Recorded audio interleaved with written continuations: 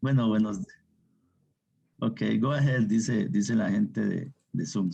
Eh, ok, entonces, buenos días a todos y a todas, de verdad. Un enorme placer estar con ustedes esta mañana y sobre todo que es sábado y en la mañana, que a los que nos gusta, no, yo no soy de levantarme tarde, ya a las 5:30 ya estoy buscando puertas como el toro, entonces no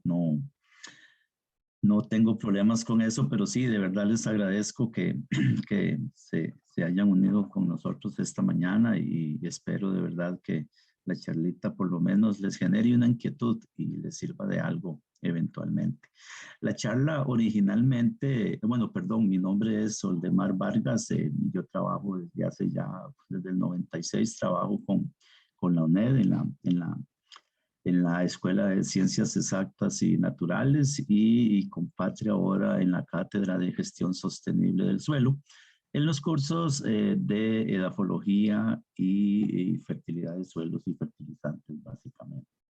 Y por otro lado, trabajo en el Centro de Investigaciones Agronómicas de la Universidad de Costa Rica, eh, en el Laboratorio de Recursos Naturales con el profesor Rafael Mata y ahí nos enfocamos mucho en la parte de física de suelos y la parte de génesis y clasificación, manejo de aguas, etcétera, etcétera. Entonces es bastante amplio ¿cómo se llama? El portafolio de cuestiones que hacemos ahí en física de suelos y también durante muchos años trabajé en el laboratorio de suelos y foliares del Centro de Investigaciones Agronómicas. Entonces ya estoy medio curadillo de estos temas que vamos a hablar hoy porque he tenido muchas experiencias buenas y malas, pero más buenas que malas, por dicho, en este asunto. La charla se iba a enfocar específicamente en la parte de cálculos, pero yo le dije a Patrick que me gustaría primero darles una pequeñita que me facilitó Michael González, que es el encargado del Laboratorio de Suelos y Foliares del Centro de Investigaciones Agronómicas. Muy amablemente, gracias Michael. Y lo que toca esta charla es el tema del laboratorio de análisis de suelos. Yo quería que ustedes vieran cómo es que trabaja un laboratorio de estos para que veamos cuán serio o cuán poco serio es el asunto. Yo creo que por el contrario es demasiado serio para que nos quede muy claro de dónde vienen los datos que nos genera un análisis químico de suelos. Hijo, y ahora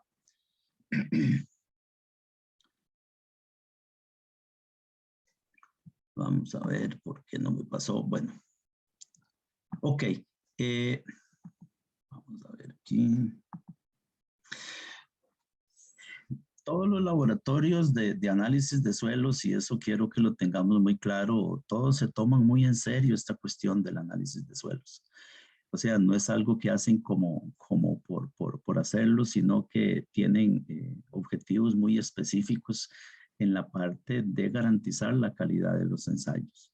Por eso es que nosotros podemos tener toda la seguridad de que los resultados que nos están reportando son resultados muy, muy, muy serios y se han realizado bajo una serie de criterios de calidad que nos van a garantizar precisamente eso, que la calidad del ensayo es muy importante. Eso nos deja una enorme responsabilidad a nosotros, la cual es la toma de muestras. La toma de muestras o el muestreo como tal es importantísimo por el efecto que tiene sobre los resultados que se van a obtener.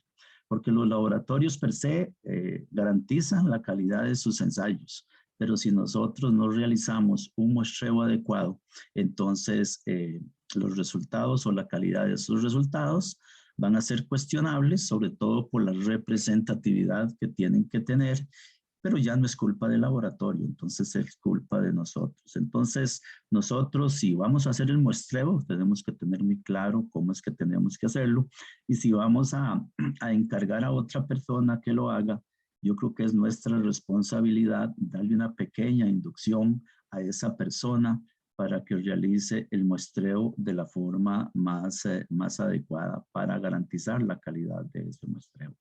En resumen, si usted no hace un muestreo adecuado, puede llevar las muestras al mejor laboratorio del mundo y los resultados no van a ser los adecuados para tomar una decisión. Entonces, eso quiero recalcarlo porque es muy, muy importante. ¿Okay? Ven, ahí, por ejemplo, tenemos diferentes formas en que ellos garantizan el control de la calidad, gráficos de control, donde toman muestras control y le van analizando los diferentes parámetros en el tiempo y va a tener un límite superior y un límite inferior. En el momento en que durante el ensayo se detecte que alguno de esos controles se salió tanto hacia arriba como hacia abajo, entonces ya se sospecha que hay algún problema en ese momento en la forma en que se está desarrollando el ensayo y se inicia el proceso de nuevo. Por lo tanto, es muy importante. Y claro, por supuesto, las muestras control son importantísimas. Así que vean cuán serio es este asunto del análisis de suelos. No entiendo por qué no me pasa esta cosa.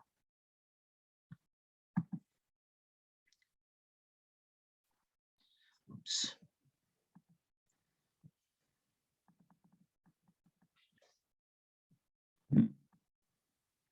Hasta el puro final. Ya casi, discúlpenme en el... Uf.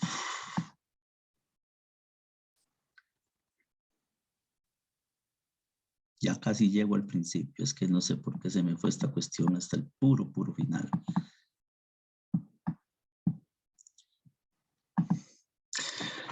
Bueno, veamos entonces qué es un análisis químico de suelos y este concepto también quiero que nos quede muy claro porque hace una gran diferencia entre el análisis de suelos, por ejemplo, y el análisis foliar. Vean que es un ensayo analítico que estima la disponibilidad de nutrimentos que tiene la planta en el suelo.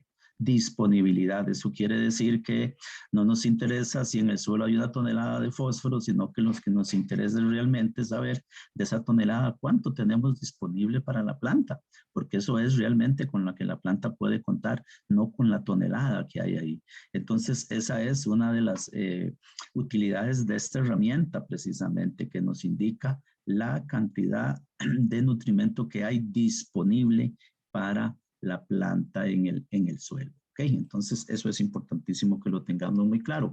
Cuando hacemos un análisis foliar, por el contrario, ahí sí vamos a determinar el total del nutrimento que hay en el tejido, llámese hoja, llámese tallo, llámese fruto, llámese raíz, como gusten llamarlo, es el total. Ahí sí tenemos el total de cada uno de ellos que hay en esa parte de él.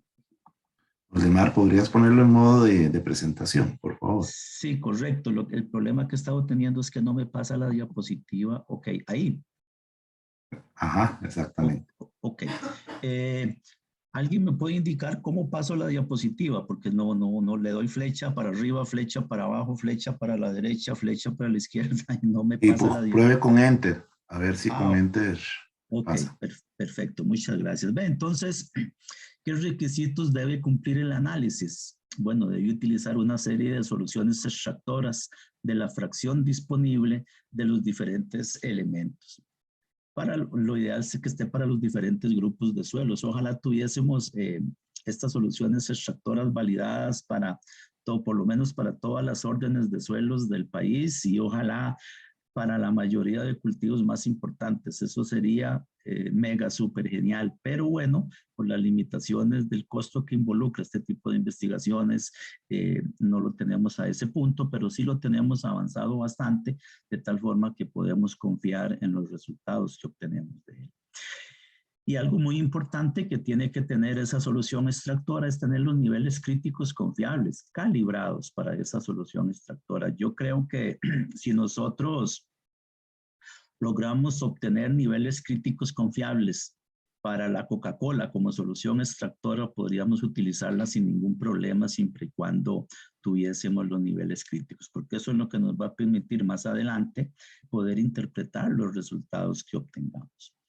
Y eso se logra viendo la relación que existe entre la solución extractora y lo que realmente extrae de la planta. Perfecto, genial. Muchas gracias sí me funcionó el el enter. Ok, vean, esta es la tabla de interpretación de análisis de suelos que se maneja en este momento, donde tenemos los niveles bajo, medio, óptimo y alto para los diferentes parámetros del análisis de suelos, desde el pH hasta las relaciones catiónicas. Algo muy importante que yo les sugiero que lo tengan siempre muy en mente es cuando ustedes tienen un análisis de suelos en la mano, siempre revisemos el pie de página.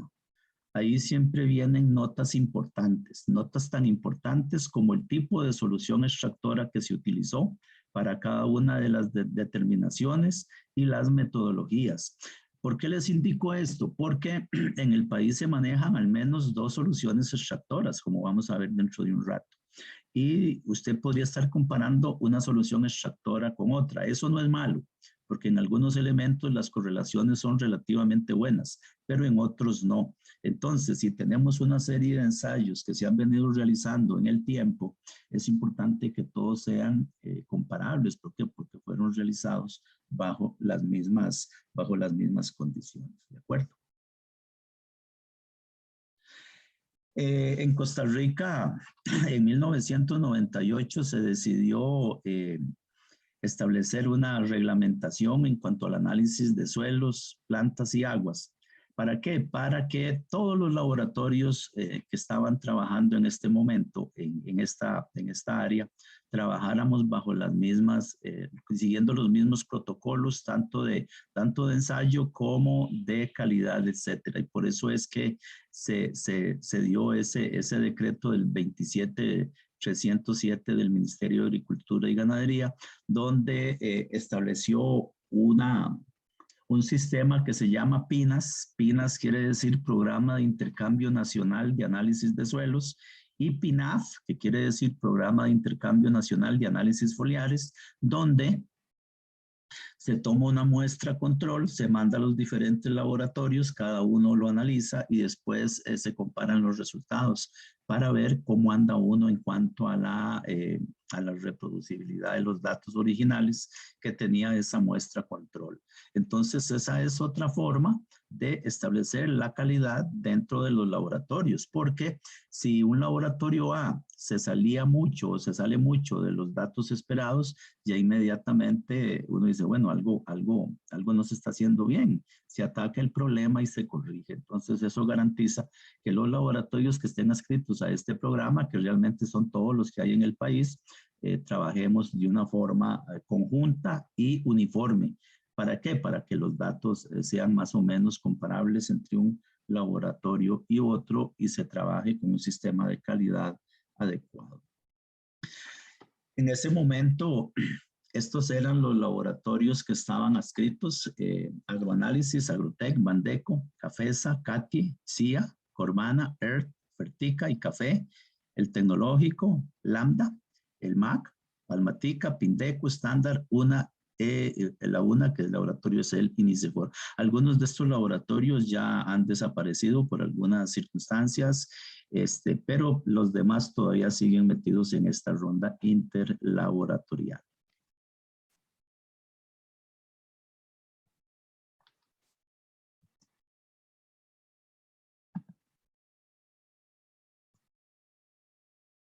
Entonces vamos a ver cuál es el proceso operativo que sigue. Este caso, como les decía, es específico del Laboratorio de Suelos y Foliares del CIA-UCR, pero prácticamente es el mismo en todos los laboratorios del país. Esta rutina, de alguna forma, es como estándar. Entonces, obviamente, lo primero es el registro de la muestra. ¿Por qué? Porque eso va a permitir que la muestra tenga trazabilidad. Dentro de 2 años, usted va a ese laboratorio y le dice, mire, mi muestra era la 1250 del año 2018. Entonces ellos se van al registro de datos y van a poder trazar cuál fue esa muestra, qué se le hizo, qué no se le hizo, cómo se le hizo, etcétera, etcétera. ¿Ven? Entonces eso es muy importante. ¿Por porque qué tremendo que uno llegue a mirar, pero es que no sé dónde está, debe estar en algún lado el dato, déjeme buscar, a ver, regáleme un par de meses y dentro de 2 meses yo lo llamo a ver si encontré los resultados, eso no se vería nada bien. Entonces, el que haya un buen registro de la muestra, a partir de ahí, ella ingresa a una base de datos y esa se mantiene en el tiempo, de acuerdo a la reglamentación, por lo menos 5 años está obligado el laboratorio a tener esa información en custodia. ¿Okay? Luego, Waldemar, una señor, pregunta. sí, señor, dígame, por favor. Hay algunas, digamos, recomendaciones en el caso de la toma de muestra por parte de, digamos, de los laboratorios, ya en el campo, ¿verdad? Porque también eso es un factor importante a la hora, digamos, de tomar las muestras, de dónde tomar las muestras, de qué parte del perfil del suelo tomar la muestra. Entonces, sí hay algunas recomendaciones que los laboratorios dan o queda más a criterio, digamos, ya Ok, de... ¿con quién estoy hablando? Disculpa. Fabio Morera. Fabio, sí, vea, Fabio, la situación es la siguiente, digamos, el laboratorio como tal, él podría vender el servicio de toma de muestra. Lo que pasa es que, o sea, yo creo que yo, en muchos años que tengo de estar ahí, si acaso 1 o 2 veces he visto esa situación. Normalmente esa función la toma el ingeniero o el técnico que esté solicitando el muestreo. El problema que yo veo, y yo espero que no sea así en la finca, es que normalmente esa función se la asignan a un tercero. Okay. Mire, pasa a veces que llega el mensajero a dejar la muestra. Entonces no tiene ni la menor idea de qué es lo que le van a hacer. No tiene la menor idea de cómo se tomó la muestra, no tiene la menor idea de qué cultivo había a veces. Entonces, la delegan y a veces yo siento que no le dan una buena inducción a la persona que toma la muestra. Ojalá que me esté equivocando por lo que mencioné anteriormente, pero sí, normalmente, por ejemplo, la Asociación Costarricense de la Ciencia del Suelo tiene en la página de la asociación, ahí viene, por ejemplo, cómo tomar una muestra correcta de suelos. Si vos te metes a la página, ahí viene, o el mismo, yo creo que el mismo en la página del CIA también hay algún tipo de esa información, donde viene cuál es la forma correcta de tomar la muestra del suelo. En cuanto a la profundidad, normalmente se toma a 20 centímetros, porque se asume que ahí es donde están la mayoría de las raíces absorbentes de una gran cantidad de cultivos. Pero tenemos que tener presente que hay otros que no, pero eso es importante que el técnico o el ingeniero lo tenga muy claro. Por eso es que yo insisto en que el agrónomo debe conocer muy bien lo que yo llamo la trinidad de la agricultura, que es el suelo, el clima y el cultivo. Si él conoce muy bien esas 3 cosas, le va a permitir tomar decisiones muy adecuadas en este tipo de situaciones. Pero sí, normalmente se toma a 20 centímetros de profundidad para fines de análisis químico para fertilidad de suelos. Ok, Fabio, no sé si te contesté o...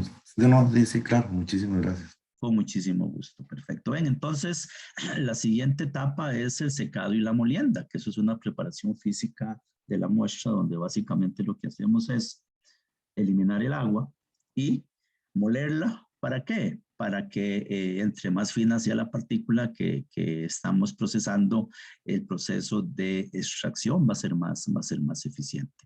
Y luego viene la ejecución del análisis, donde a esa muestra se le va a hacer un tratamiento químico de esa muestra. Luego viene el procesamiento de esos datos, que es donde se van a tomar en cuenta los gráficos de control que les mencionaba yo hace un rato y por supuesto los resultados. En el caso nuestro, el laboratorio está acreditado por la norma ISO 17025, que es la de buenas prácticas de laboratorio. Entonces, eso le da mucha confiabilidad a uno y yo les voy a contar, digamos, un chisme, pero que no salga de los que estamos aquí, ¿verdad? No le cuenten a nadie más. Normalmente los laboratorios no se acreditan, lo que se acreditan son ensayos. Lo que pasa es que uno por publicidad y todo, uno dice, bueno, es que el laboratorio tal está acreditado. Acreditar un laboratorio debe ser inmensamente caro. Entonces, lo que se acreditan son ensayos. Entonces, cuando usted a un laboratorio X, Y, Z le dice, mire, es que estamos acreditados, usted está en toda el derecho de preguntarles, mire, ¿y cuáles son los laboratorios que tiene usted acreditados? Porque, por ejemplo, un laboratorio puede hacer 15 ensayos y solo tiene acreditado uno. Por eso es que es mejor estar bien claros en ese sentido. Ok, pero no digan que yo les conté eso, por favor.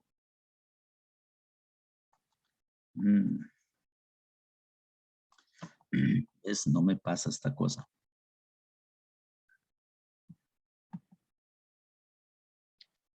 Y por último tenemos entonces obviamente el envío de los resultados. Y más que todo a mí, nosotros como técnicos, yo creo que en el caso de las muestras que vienen de productores privados, qué sé yo, esto es muy claro, el envío de los resultados, pero no solo enviar esos resultados. Para mí, la obligación de nosotros como ingenieros agrónomos o qué sé yo, es que esos resultados terminen donde salió la muestra, o sea, terminen donde el productor, en términos de una recomendación, porque si no se pierde el objetivo del ensayo. Bueno, desgraciadamente a veces sucede que uno oye hablar de que toman una muestra, se mete el resultado en un escritorio, en una gaveta y pasan 3 meses y el productor no sabe absolutamente nada qué pasó. Eso es muy lamentable porque entonces se pierde totalmente la idea de este asunto. Entonces tenemos que tener muy claros que ese resultado tiene que terminar donde comenzó la historia, con la toma de muestra, donde el productor. La preparación de la muestra después de que ingresa al laboratorio, vean que ella se seca a una temperatura relativamente baja, 50 a 55 grados Celsius. Ahora, ¿por qué no secar la mayor cantidad a una temperatura más alta si lo que queremos es eliminar el agua? Bueno, el problema es que a veces hay algunos nutrimentos que si se seca a temperaturas más altas se pueden perder. Entonces hay que, inclusive las metodologías tradicionales hablan de que la muestra sea secada al aire. Pero imagínense ustedes lo que tomaría una muestra secándose al aire si tiene qué sé yo, un 60% de humedad gravimétrica, va a tardar muchísimo tiempo. Y a veces es curioso, pero a veces la gente llega con la muestra y casi desea que uno recibiéndola en el área de recepción de muestra vea la muestra y de una vez le esté dando los resultados porque le urge ese resultado para tomar una decisión. Entonces, por eso es que hay que aligerar un poquito el proceso de secado y por eso se somete a esa temperatura. Y luego, una vez que esa muestra está seca, entonces se muele y se pasa por una criba de 2 milímetros. Así es como quedan las muestras una vez que han sido secadas y molidas y pasadas por la malla de 2 milímetros. Ya esas muestras están listas para ser procesadas y empezar la toma de la muestra y comenzar los diferentes ensayos. ¿Okay? Entonces vean, aquí está lo que se toma de muestra para cada una de las determinaciones. Se toman 10 mililitros para medir pH y conductividad eléctrica y se le agregan 25 mililitros de agua. Yo les voy a pedir un favor, les voy a pedir que recuerden, que guarden estos datos, 10 mililitros, 2.5 mililitros, por ahí en un rinconcito del disco duro, porque ahora cuando entremos a la otra charla, yo voy a tomar ese dato para que hablemos un poquito de detalles de esa cantidad de muestra, por favor. Ven, entonces, 2.5 para acidez, 25 mililitros de KCl y 1 molar, etcétera. Ven, ahí lo que viene es básicamente cuánto es lo que agregan de solución extractora para las diferentes determinaciones. ¿Okay? Ahí se está tomando la muestra. Vea que la muestra se mide lo que llamamos nosotros como una cucharita de volumen conocido, se le dan una serie de golpes para que se elimine todo el aire que puede estar atrapado ahí y efectivamente tengamos 10 o 2.5 mililitros y así es como se van tomando las diferentes muestras. ¿Por qué no se hace pesado? En una balanza, valga la redundancia. ¿Por qué? Porque imagínense ustedes lo que sería pesar 300 muestras. ¿Cuánto duraría usted pesando 300 muestras?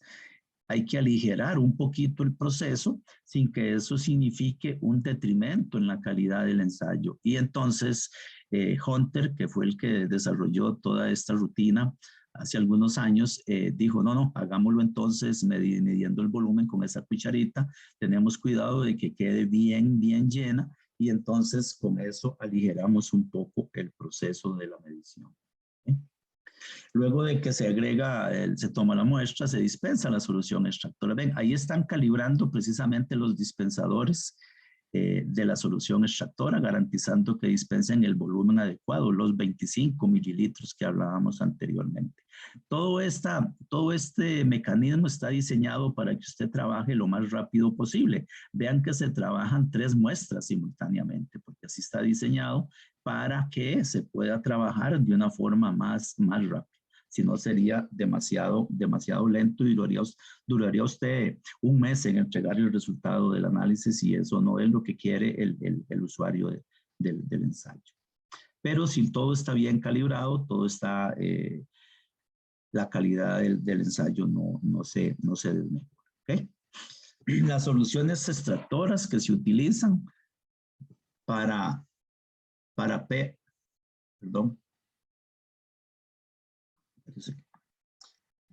pH y conductividad eléctrica a agua en una relación 1:2.5. ¿Qué quiere decir eso? Que se toman 10 mililitros de suelo y se le agregan 25 mililitros de agua. Para la acidez intercambiable, calcio y magnesio, KCl 1 molar en una relación 1:10, 2.5 mililitros de suelo y, 1 mililitro de suelo, 10 mililitros de suelo, perdón, y el doble de agua, 10 veces más de agua. Olsen modificado para determinar fósforo, potasio, manganeso, zinc, cobre, hierro.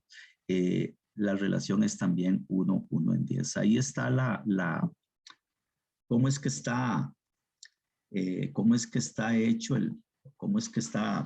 cuáles son los componentes del Olsen modificado: carbonato ácido de sodio, EDTA, disolución sódica de 0.01 y un superfloculante, uno que se llama Superflox 127, para cuando los suelos tienen alguna cantidad importante de materia orgánica, eliminar ese efecto de quelatinización que tiene ese tipo de materiales y entonces se puedan separar y poder filtrar sin ningún problema. MELIS 3 es otra solución extractora que se maneja en el país. Entonces, normalmente se habla del análisis de rutina. Cuando se habla del análisis de rutina, lo que quiere decir es que están trabajando con KCl 1 molar y Olsen modificado. Entonces, si a ustedes les dicen se va a hacer el ensayo por la metodología de rutina, lo que quiere decir es eso, que se va a trabajar con KCl y Olsen modificado. ¿Ok? Por otro lado, hay algunos clientes o algunos cultivos que toda la vida han trabajado con otra solución extractora que se llama MELIS 3. Por ejemplo, los bananeros les gusta mucho trabajar con el MELIS 3. Entonces ellos lo indican. Yo quiero que mi muestra me la analicen con el MELIS 3 y entonces se hace con MELIS 3. Ve ahí, él tiene ácido acético, nitrato de amonio, fluoruro de amonio, ácido nítrico y el EDTA para ayudar a flocular. En otro tipo de análisis, más que todo, MELIS 3 y la de rutina se utilizan para lo que es análisis químicos de fertilidad, pero hay otros análisis químicos de suelos que están enfocados específicamente a la parte de clasificación de suelos. Entonces, por ejemplo, tenemos calcio, magnesio, potasio y sodio extraídos con acetato de amonio, pH 7. Hay otro análisis que no está aquí, pero se llama retención de fósforo por el método de Blakemore, etcétera. Pero ya esos son análisis específicos para la parte de génesis y clasificación de suelos. pH en KCl, etcétera. Pero normalmente para fertilidad, KCl, Olsen modificado y MELIS 3.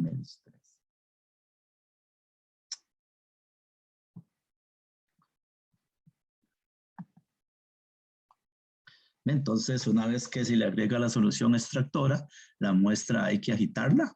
¿Para qué? Para que el proceso de extracción sea más efectivo. Y luego de que ella es agitada, se lleva a cabo un proceso de filtración. ¿Okay? No voy a entrar mucho en las metodologías porque no es la idea, simplemente era darle la inquietud. Entonces voy a pasar esto un poquitito rápido porque aquí. ¿Ven? Vamos a medir pH. Entonces vean que se lleva a cabo un proceso de calibración del pHímetro, y no es por hacer publicidad, pero esta marca Medler Toledo es muy, muy buena. Para mí, en el caso del pHímetro, para mí este sería uno de los Ferraris de los pHímetros. Es un equipo demasiado bueno, con un sistema de calidad incorporado muy, muy bien, y el desempeño que tiene.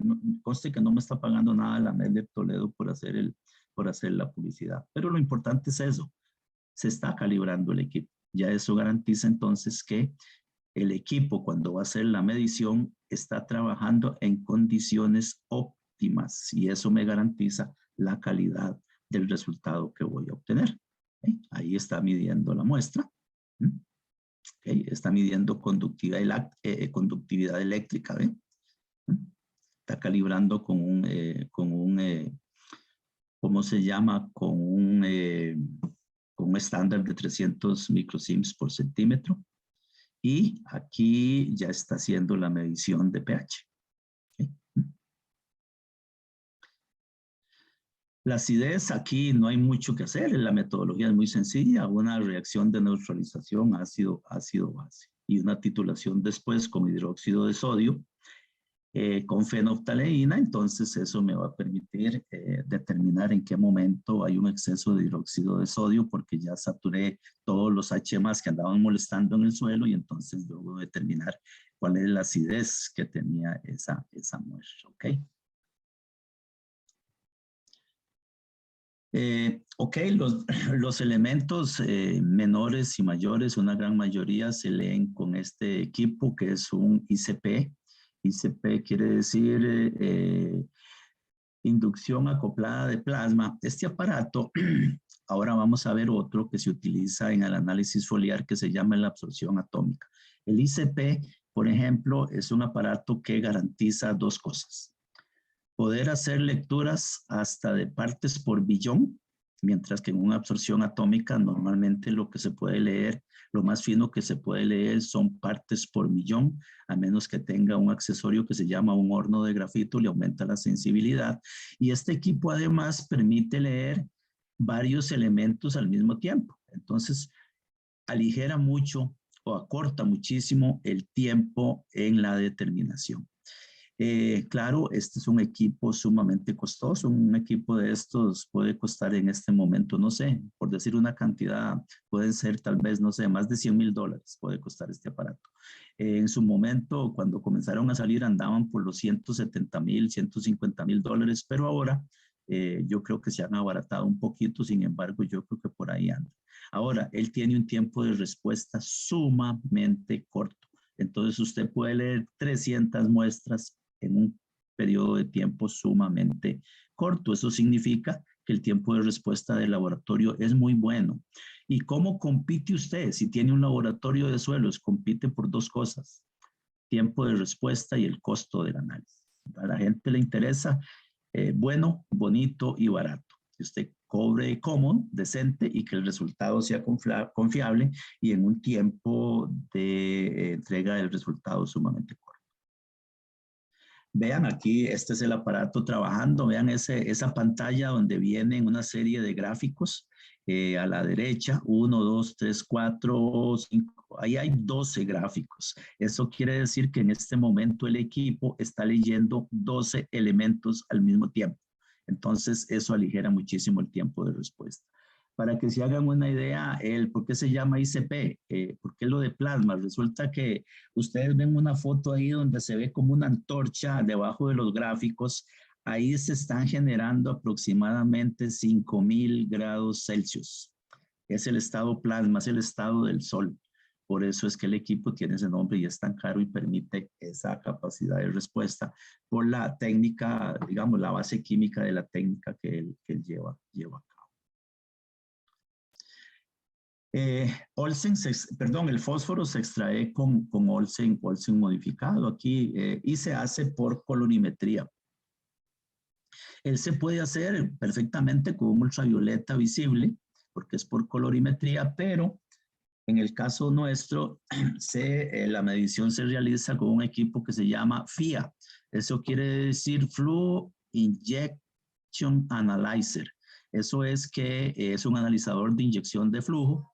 Él mezcla los reactivos aquí en esta valvulita que está a la izquierda, que tiene una serie como de valvulitas cremas, las mezcla. Hay una bomba peristáltica que toma la muestra desde un automuestrador, como vamos a ver ahora dentro de un rato. Las mezcla, los reactivos, porque él toma los reactivos, los mezcla con la muestra, genera un color. Y ahí, si ven a la derecha, hay una serie de plaquitas negras con un numerito que dice, por ejemplo, 600. Esa es la longitud de onda a la cual se va a leer la muestra. Entonces, trabaja sumamente rápido. Igual es un aparato bastante cariñosito. Uno de estos ahora, yo creo que puede andar tal vez por los 60, 50 mil dólares más o menos. Los elementos menores se leen con este otro aparato, que es un espectrofotómetro de absorción atómica. ¿Ven esa llama ahí? Lo que sucede es que vean el automuestrador, toma la muestra, la pasa por esa capilar que se ve ahí, lo lleva a esa llama.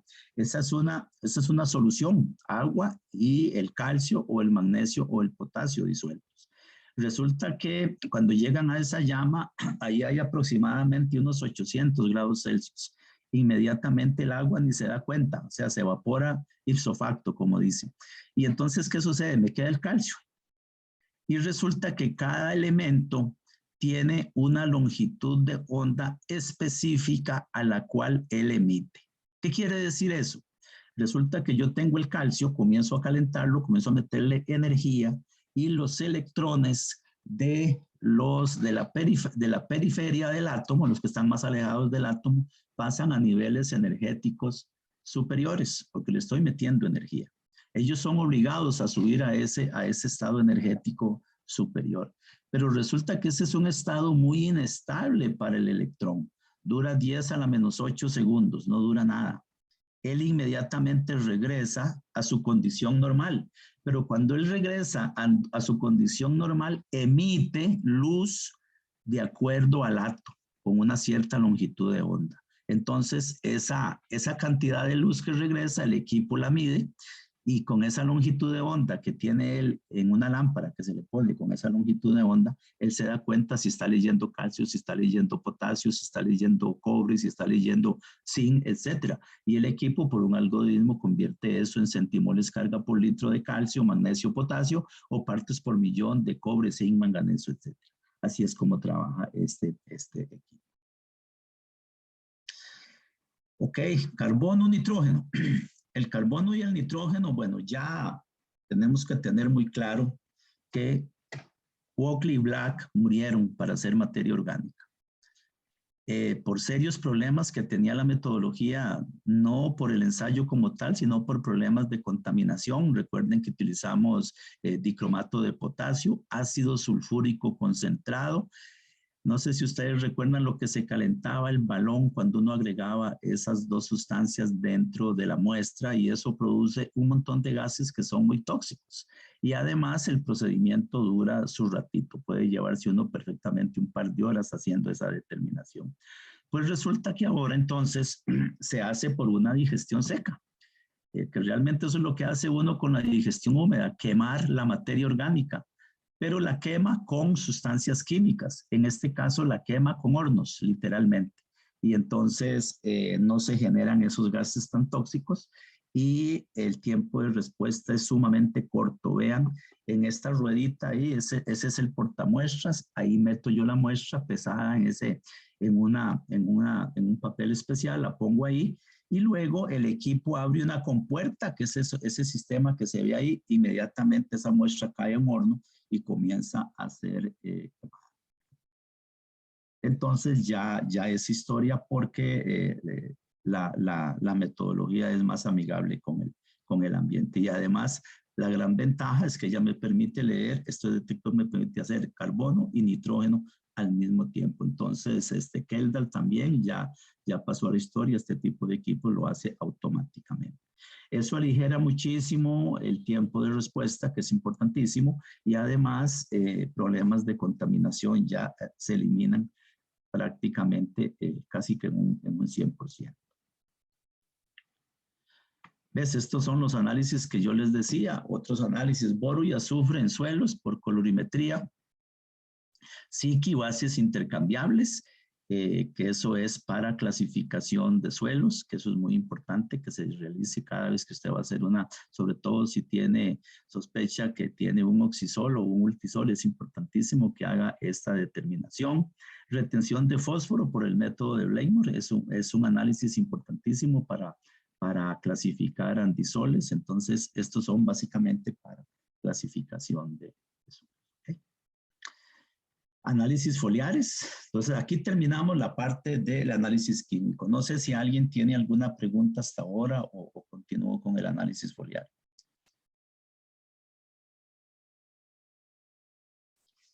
No, Okay. muy claro. Perfecto, muchas gracias. Entonces vamos a ver el análisis foliar. Recuerden que yo les decía a ustedes, sí señor, dígame, perdón. Hola, buen día, Oldemar, te saluda Wellings desde Ecuador. Primero, un gusto, felicitarte Wells. ¿Cómo te va? Un gusto oírte, qué bueno. Saludos, un abrazo. Saludos a vos y al profe Rafa también, que lo veo que está por allí en línea. Qué Un bueno. gusto saludarte. Sí, una Igualmente. inquietud. Mira, acá tú hablabas que utilizan ustedes el ICP para hacer análisis de suelos. Ajá, correcto. ¿No tienen problemas ustedes con taponamiento de sales? Bueno, normalmente las muestras que tenemos nosotros aquí no tienen ese tipo de problemas de concentraciones de sales muy altas. Ese sería un problema en el caso de que tengan una concentración alta de sales. Inclusive, lo que hacía, una cosa muy importante que se me olvidó mencionarles porque no estaba aquí, ahora que vos me lo decís, cuando se va a hacer el análisis por ICP, la muestra tiene que ser extraída con MELISH 3, porque si se hace con Olsen modificado, recuerden que el Olsen modificado tiene carbonato ácido de sodio. Eso me genera burbujas en el sistema y me puede generar problemas. De hecho, mucha gente lo que ha intentado hacer cuando extrae con Olsen modificado y quiere hacer la determinación por ICP, a veces le ponían un poco de ácido a la muestra para eliminar ese problema, pero no les resultaba tan bien. Conozco el caso en Honduras y otras gentes que lo hacían así para ver si lograban obviar ese problema, pero no. Entonces, si se va a hacer por ICP, la muestra tiene que ser extraída con MELISH 3. No, que yo sepa, no, hasta el momento ellos no tienen problemas en ese sentido con las muestras de los suelos en Costa Rica. No sé cómo estará el asunto en Ecuador, Wellings. Hola, Olde. Sí, te preguntaba justamente porque acá en Ecuador sí tenemos problemas porque acá seguimos trabajando con Olsen modificado. Entonces, esa es una de las limitantes para hacer las lecturas en ICP. Entonces, se sigue trabajando o leyendo con el famoso absorción atómica. Ok, y les están haciendo la medición de la conductividad eléctrica. No, No. solo cuando te piden el productor, pero como rutina no. Ok. Sí, Sí, y acá porque... sí tenemos suelos bastante salinos, entonces sí, okay. sí se acompleja un poco más el asunto Sí, por las claro. condiciones naturales de varios suelos de la costa del Ecuador principalmente. Sí, correcto. Sí, ahí me surge otra inquietud, Oldemar. Sí, por favor, decime. Ustedes están entregando los resultados cuantificados por MELICH. Ajá. ¿Existe alguna correlación, digamos así, para la interpretación? Porque por lo general acá los resultados trabajados por Don Hunter y todo eso, había una cuantificación para tener parámetros de calificación, digamos, estándares para eso. ¿Ustedes ajustaron para MELICH para tener esa correlación o cómo lo hicieron? Sí, correcto. Yo les mencionaba a ustedes al principio de que era muy importante tener muy claro con cuál solución extractora estábamos trabajando para poder comparar. Y les decía que, por ejemplo, si vos comparabas MELICH con rutina, no había problema para algunos elementos, sobre todo calcio, magnesio y potasio todavía. Sí, se hicieron estudios. Esta comisión de suelos, PINAS-PINAF, se hizo un estudio donde se determinó la correlación que existía entre los dos y en algunos daba valores bastante muy buenos, la correlación 0.9, qué sé yo, pero para algunos no.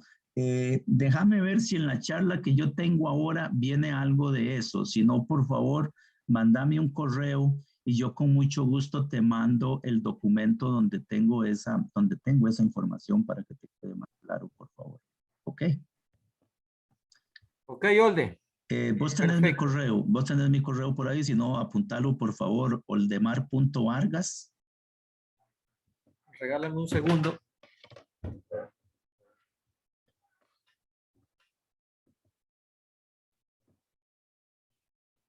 Ok. oldemar.vargas@ucr.ac.cr. Y yo con mucho gusto te mando la información. UCR punto. .ac.cr. Listo. Ok, gracias. Ven, Muchas gracias por haberme aclarado esas inquietudes. no, muy amable, con mucho gusto. Ven, entonces vamos a hablar ahora de esta otra parte que es el análisis químico foliar. Ahora, ¿cuándo necesito yo un análisis foliar? ¿Cuándo necesito yo un análisis foliar? Bueno, uno oye hablar, por ejemplo, bueno, a mí me gustan los carros, entonces voy a dar el ejemplo de los carros. Uno debería darle al carro un manejo preventivo, no un manejo, un mantenimiento preventivo, no un mantenimiento curativo. Porque si le tenés que dar el mantenimiento curativo, ya significa que te quedaste botado y tuviste que pagar grúa, etc. En los cultivos sucede exactamente lo mismo. Usted debe darle un manejo preventivo al cultivo, sobre todo si son extensivos. Es muy importante que usted logre cuantificar en todo momento el desempeño que va teniendo el cultivo en cuanto a su fertilidad. Y la forma de hacerlo es con los análisis foliares. ¿Por qué? Porque usted no se puede dar el lujo de que se le manifieste una toxicidad o una deficiencia. Usted tiene que determinar eso antes de que se le manifieste en el cultivo, porque si llega a ese punto ya tiene problemas con la producción, se le va a ver disminuida. Entonces, como una herramienta para estar monitoreando constantemente el desempeño que tiene ese cultivo en cuanto a la fertilidad, para saber si el suelo le está aportando todo lo que necesita el cultivo, ahí es donde entra en juego los análisis químicos foliares. ¿Ok? Obviamente siempre se va a tomar del órgano más activo de la planta, que es la hoja. Hay una época, aquí el muestreo sí es muy, muy, muy específico. Existe toda una metodología o un protocolo dependiendo del cultivo. Ahí sí es dependiendo del cultivo. Habrá que tomar ciertas partes de la planta en cierta época del ciclo fisiológico de la planta, etcétera. Entonces eso hay que tenerlo muy claro. No es que vos agarras cualquier hoja y la llevas al laboratorio, sino que tiene que ser un cultivo específico. Entonces la genética establece los parámetros de absorción y concentración de nutrientes entre cultivos y variedades. Y existe en la literatura. Hay un libro famoso que se llama el Handbook, que es un libro verde donde vienen los resultados de los análisis foliares. No me puedo imaginar para cuántos cultivos. Un montón, eso sí. Lo que pasa es que el librito es caro. Es un libro grande, parece una Biblia, por eso se llama el Handbook. Y yo creo que anda como por unos $300. Pero es una herramienta importante donde usted puede tomar el resultado del laboratorio y poder darle una interpretación. Digamos que ahí vienen los niveles críticos del análisis foliar para cada cultivo. Vamos a ver, pase. Existe una concentración óptima, que es la que está indicada en ese tipo de publicaciones, donde va a encontrar usted la forma para poder interpretar el análisis.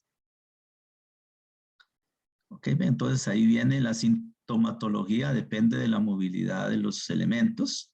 Síntomas en tejidos jóvenes, ya sabemos que son elementos no móviles, como el boro, calcio, cobre, manganeso, zinc, hierro.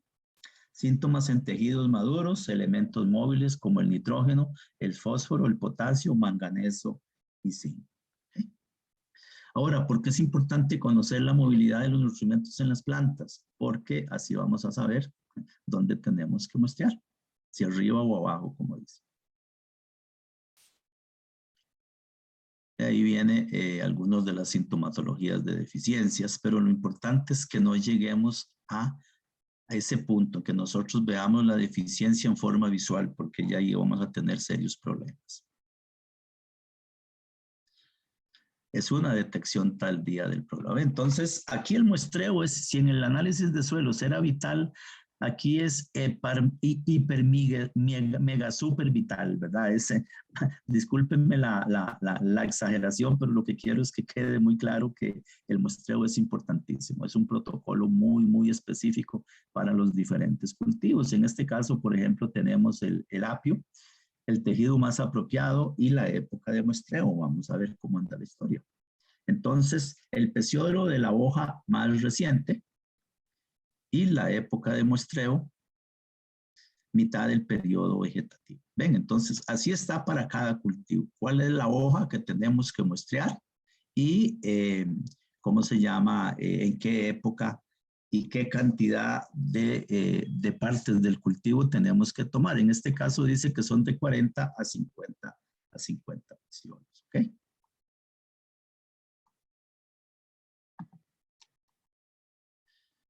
Bien, ahí viene la tablita que yo les decía para poder interpretar el análisis de suelos. Viene cuánto tiene que tener de nitrógeno, fósforo, calcio, magnesio, etcétera. A veces el contenido óptimo de nutrientes. Usted compara el resultado que le llega del laboratorio con esta tablita y entonces puede diagnosticar si tiene problemas o no tiene. La muestra, una vez que ingresa al laboratorio, tiene que ser lavada cuidadosamente por razones obvias. No queremos procesar la muestra y resulta que fue fertilizada hace pocos días. Entonces tenemos que limitar cualquier fuente de contaminación que pueda haber. Por eso es que se le realiza ese proceso de lavado. Las muestras se llevan a un horno y se secan a una temperatura de 80 grados Celsius. Se almacena hasta que esté totalmente seca y ese proceso varía entre las diferentes especies.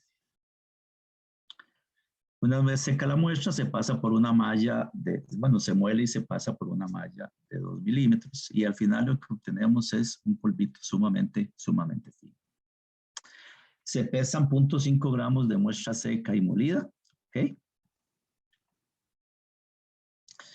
Y a partir de ahí se comienza el proceso de digestión con ácido nítrico concentrado. No sé si ustedes recuerdan, en mi época, cuando yo trabajaba en el laboratorio de suelos y foliares, nosotros hacíamos la digestión con una famosa mezcla que se llamaba la mezcla nitro-perclórica, que era básicamente ácido perclórico con ácido nítrico. Y el gran problema era que si no se nos secaba la muestra se volvía explosiva. Entonces usted ponía a digerir 80 muestras y resulta que la que estaba en el centro le explotaba y le echaba a perder 10 muestras más. Bueno, eso es historia, gracias a Dios. ¿Por qué? Porque esa digestión duraba como 6 horas. Era un proceso sumamente lento y la calidad del proceso de digestión era muy, muy heterogénea, porque usted tenía una plantilla que medía como 1 metro de largo, 50 centímetros de ancho, y ahí ponía usted los LMG de hacer la digestión. Entonces resulta que en los extremos la plantilla calentaba menos y en el centro la plantilla calentaba más. Entonces el proceso de digestión era muy, muy heterogéneo. Por dicha, se desarrolló la tecnología de digestión en hornos de microondas. Usted pone esos tubitos dentro del microondas, en 15 minutos o 35 minutos tiene usted la mezcla totalmente digerida y con una homogeneidad del proceso de digestión asombrosa. Se resolvieron todos los problemas. Además, se eliminó el uso del ácido perclórico. El ácido perclórico se estaba volviendo un problema enorme comprarlo porque tenían que mandarlo, casi que había que contratar un avión charter para que se trajera todos los pedidos de ácido perclórico del país, entonces había que esperar que hubiese una cantidad importante para poder importarlo y venía envuelto en una clase de empaque que valía más caro el envase que el ácido perclórico, entonces era sumamente complicado comprarlo. Por dicha, entonces ya con estas metodologías nuevas de los hornos de microondas se utiliza únicamente ácido nítrico. Y vea, el proceso de digestión es sumamente rápido.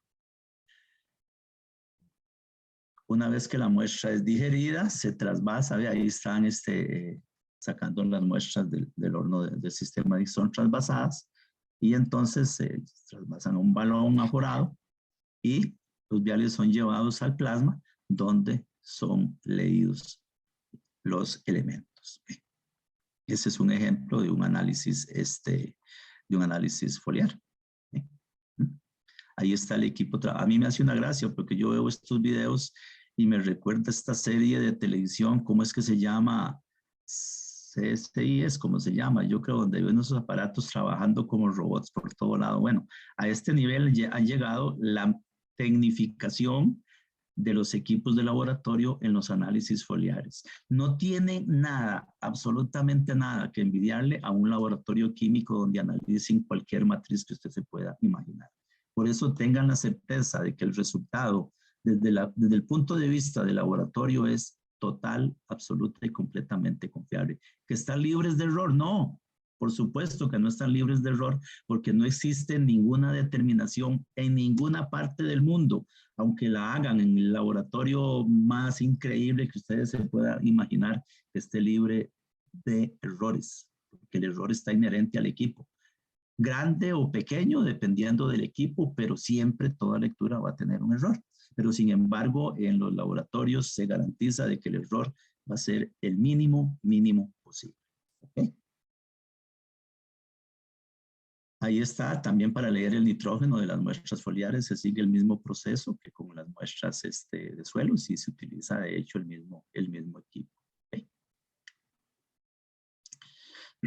Entonces, bueno, ya esto lo había mencionado, no sé por qué me brinqué a la última diapositiva al puro principio, aquí están las muestras. Bueno, esta sería la parte introductoria, la charlita introductoria para incentivarlos a que tengan confianza en los resultados del análisis de suelos, pero una parte muy importante de ese resultado depende de nosotros en el momento en que realizamos el muestreo. ¿Ok? Voy a cargar la otra charlita para ver si empezamos. Vamos a ver.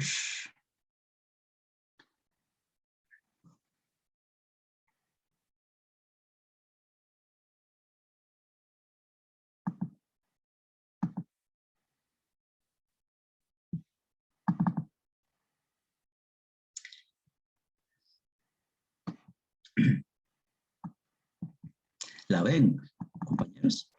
Bien, se ven, ahí se ve. Perfecto. Ok, entonces, bueno, no sé si alguien tiene alguna duda respecto a la charlita anterior o arrancamos con esta de una, como dicen.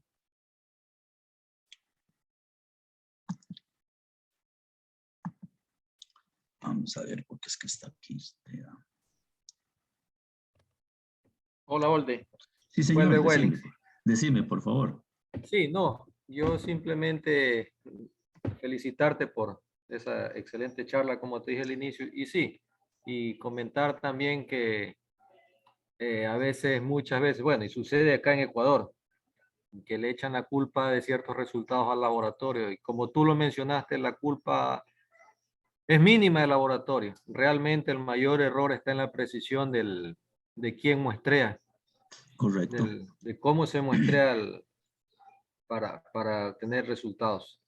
¿Sí? Entonces, simplemente corroborar eso que tú dijiste en un principio, ¿no?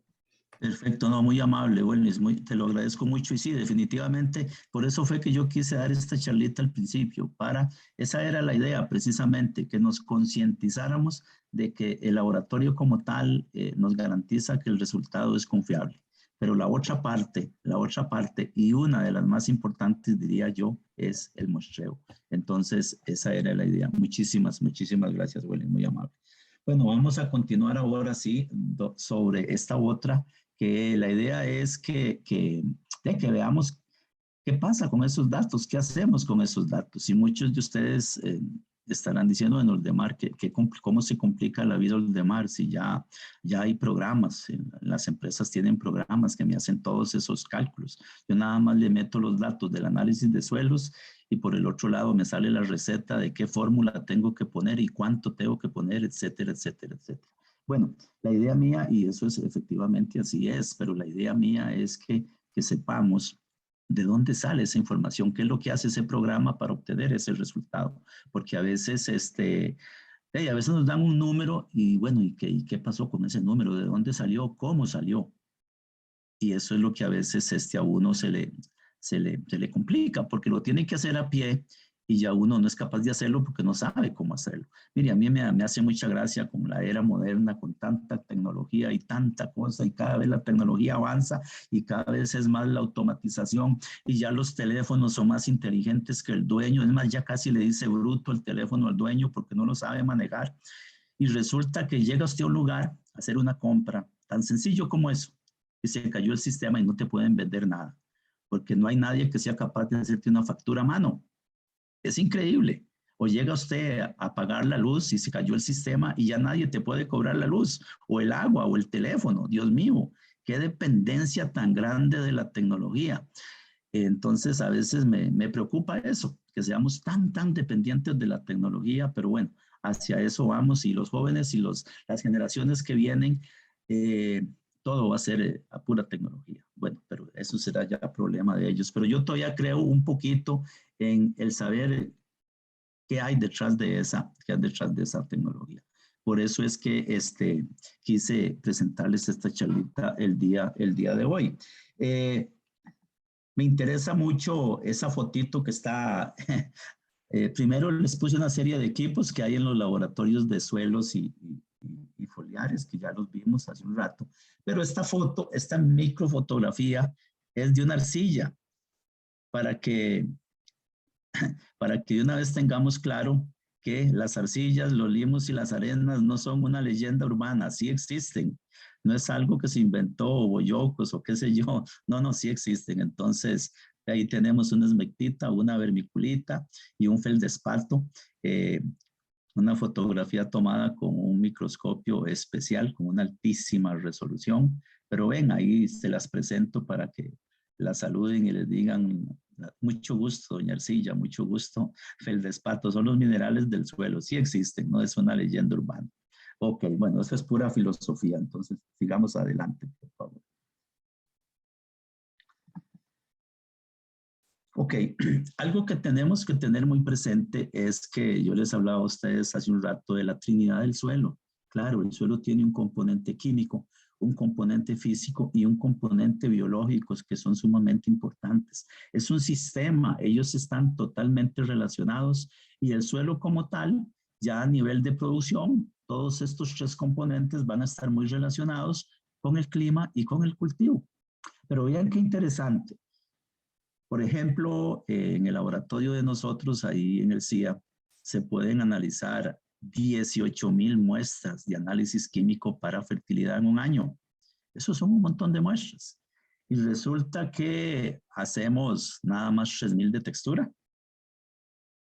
Y uno dice, ¿qué es lo que está pasando? ¿Por qué la gente olvida el componente físico del suelo cuando es tan importante? Porque la parte física del suelo es muy frágil, muy frágil. Y a veces yo siento, y ni qué decir de la biológica, y a veces yo siento que nosotros se nos olvida eso y los olvidamos, y entonces decimos, me robaron la plata, compré un fertilizante, me costó carísimo, no tuve respuesta, son unos ladrones, son estos, son aquí, son allá, y le echan la culpa al fertilizante. Y a veces la historia anda por otro lado.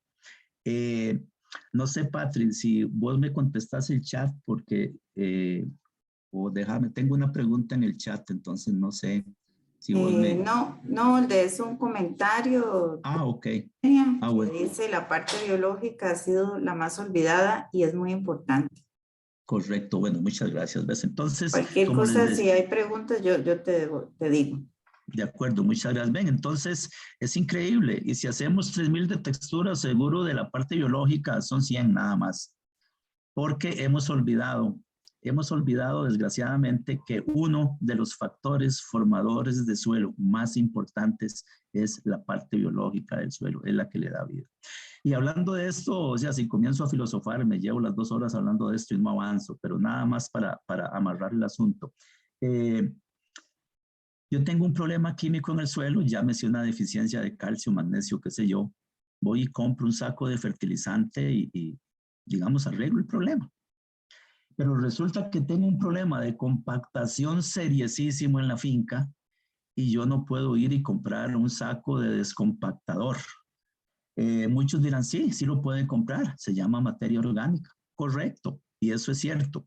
Pero ¿cuánto tiempo tardo yo en corregir ese problema? O otros dirán, bueno, mecanice. Correcto, la mecanización es una solución, pero a veces con la mecanización, lo que yo hago con la mano, lo borro con el codo. ¿Y por qué esa parte física es tan importante?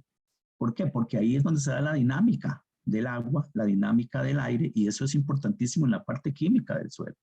Para que la parte química esté bien, eso tiene que estar bien también. Y por supuesto, los microorganismos, ¿quiénes son los que llevan a cabo un montón de reacciones en el suelo para que los compuestos se solubilicen y lleguen a la solución del suelo y las plantas los puedan aprovechar?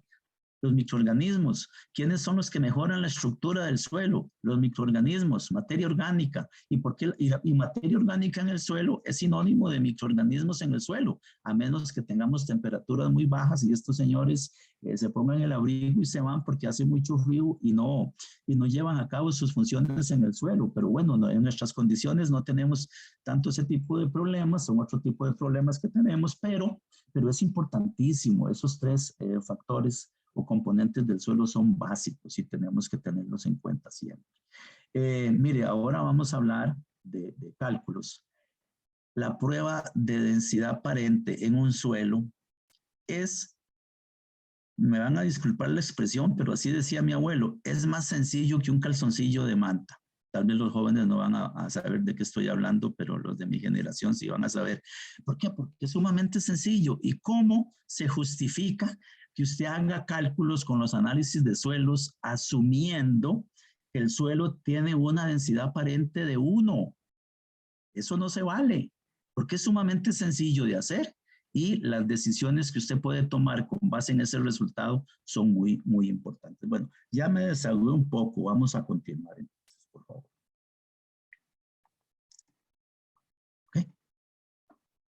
¿En qué consiste el análisis de suelos? Bueno, ya lo habíamos visto un poquito, es estimar los nutrientes que tendrá disponibles en la planta por medio de una serie de soluciones químicas que se llaman las soluciones extractoras. Me indica los nutrimentos disponibles y eso se logra con esas sustancias extractoras. En Costa Rica vamos a utilizar básicamente dos, la de rutina o el modificado KCl y el MELIS 3. Aquí están, aquí se las presento las dos, ya lo habíamos visto. ¿Ok? Ahora, el análisis de suelos. ¿Para qué nos sirve el análisis de suelos? Y vean que esta laminita se la tomé prestada de una charla de Floria. Y vean que es muy fuerte detectando problemas de acidez. Y bendito sea Dios, porque la acidez es uno de los ensayos o de los parámetros del suelo más importantes, porque ella va a tener un efecto marcadísimo sobre todo lo demás. Sobre todo lo demás, llámese disponibilidad de nutrimentos, llámese actividad de los microorganismos en el suelo, etc. Por dicha que es muy fuerte diagnosticando ese tipo de problemas. Y es que el análisis de acidez es muy sencillo, sencillísimo. Extraiga la acidez, agréguele un poco de hidróxido de sodio con fenolftaleína y ya tiene usted el resultado. Facilísimo. Y es muy robusto. O sea, a veces en la sencillez radica la grandiosidad de un asunto. ¿Por qué? Porque entre más complicado es algo, es más probable que algo falle. Entre más sencillo, la robustez que va a tener eso va a ser muchísimo más. Bueno, en Costa Rica tenemos bastantes problemitas de acidez. Bueno, aquí básicamente este es el mapa de órdenes de suelos, pero van como muy de la mano. ¿Por qué? Porque los subtisoles, los succisoles son los suelitos que presentan a veces las mayores cantidades de problemas de acidez. Y este es un trabajo muy loable que se hizo en Costa Rica. Tener ese mapa es genial y tener la aplicación CR Suelos o Suelos de Costa Rica, más bien es como se llama ahora, es genial porque nos permite ubicarnos en un punto y poder determinar o saber qué orden y qué suborden de suelos tenemos. Y si nos seguimos metiendo dentro del programa, nos va a decir cuál es el análisis químico es la zona más cercana donde usted está. Efecto de la acidez sobre la disponibilidad de un montón de nutrientes. Yo creo que esto todos lo sabemos. Esto también lo voy a contar. Un análisis típico de suelos, lo primero que me va a dar siempre es el pH en agua. ¿Okay? Y luego, inmediatamente, así abrazaditico del pH, vamos a tener la acidez del suelo. ¿Por qué? Porque eso es importantísimo que lo podamos nosotros saber en qué condiciones estamos en un suelo respecto a estas dos cosas. Y por supuesto, el porcentaje de saturación de acidez que tiene ese suelo. Una vez que nosotros hemos determinado los problemas de acidez, entonces debemos identificar su magnitud con los datos del análisis, decidir el encalado y por supuesto después revisar las relaciones catiónicas que tenemos antes de encalar y después de encalar, porque tenemos que tener presente que cuando nosotros encalamos, además de corregir el problema de acidez, si estamos poniendo dolomita, estamos incorporando calcio y estamos incorporando magnesio al suelo. Entonces, dependiendo de la cantidad de material que pongamos, podemos afectar esas relaciones. Bueno, yo creo que esto todos ustedes lo manejan muy bien. Entonces, voy a brincarme un poco esto porque es de parte de otra charla. A mí lo que me interesa mucho es, esta parte me interesa mucho. Recuerdan que yo les comentaba a ustedes que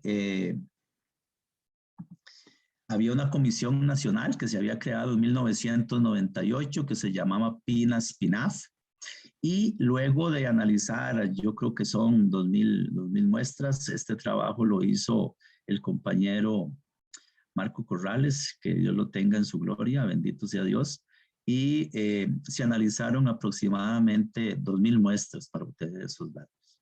Lo que yo les decía a ustedes, que el análisis de suelos estaba libre de errores, que eso era una utopía, que era totalmente falso y que jamás de los jamases. Bueno, aquí está reflejado, véanlo. Por ejemplo, el análisis de fósforo, el error podía andar entre un 25 y un 30%. El calcio, un 10 a un 15.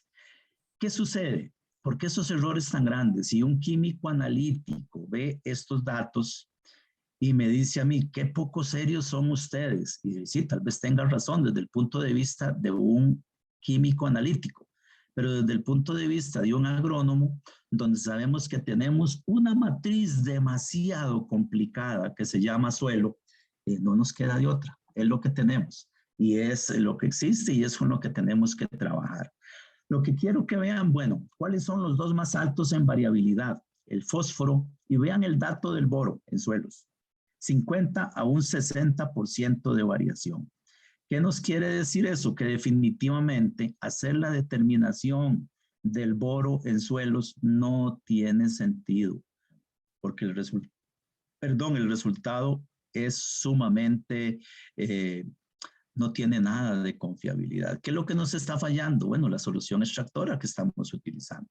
Habría que comenzar a hacer trabajos de investigación con miras a afinar la solución extractora para determinar boro en suelos en nuestras condiciones. Entonces, ¿qué nos queda?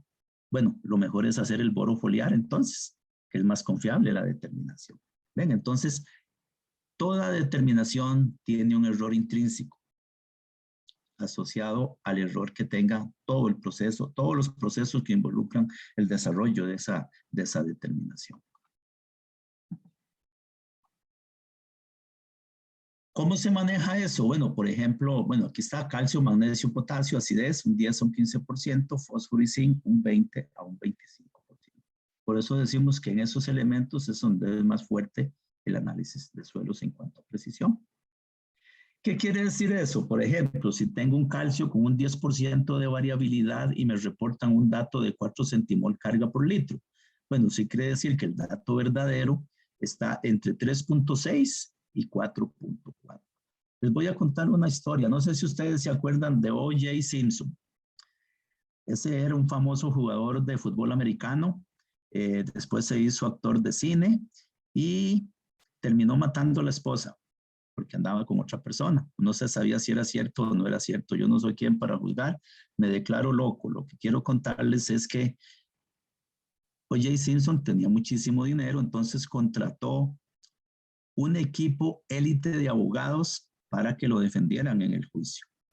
Y al final lo liberaron. ¿Y sabe por qué?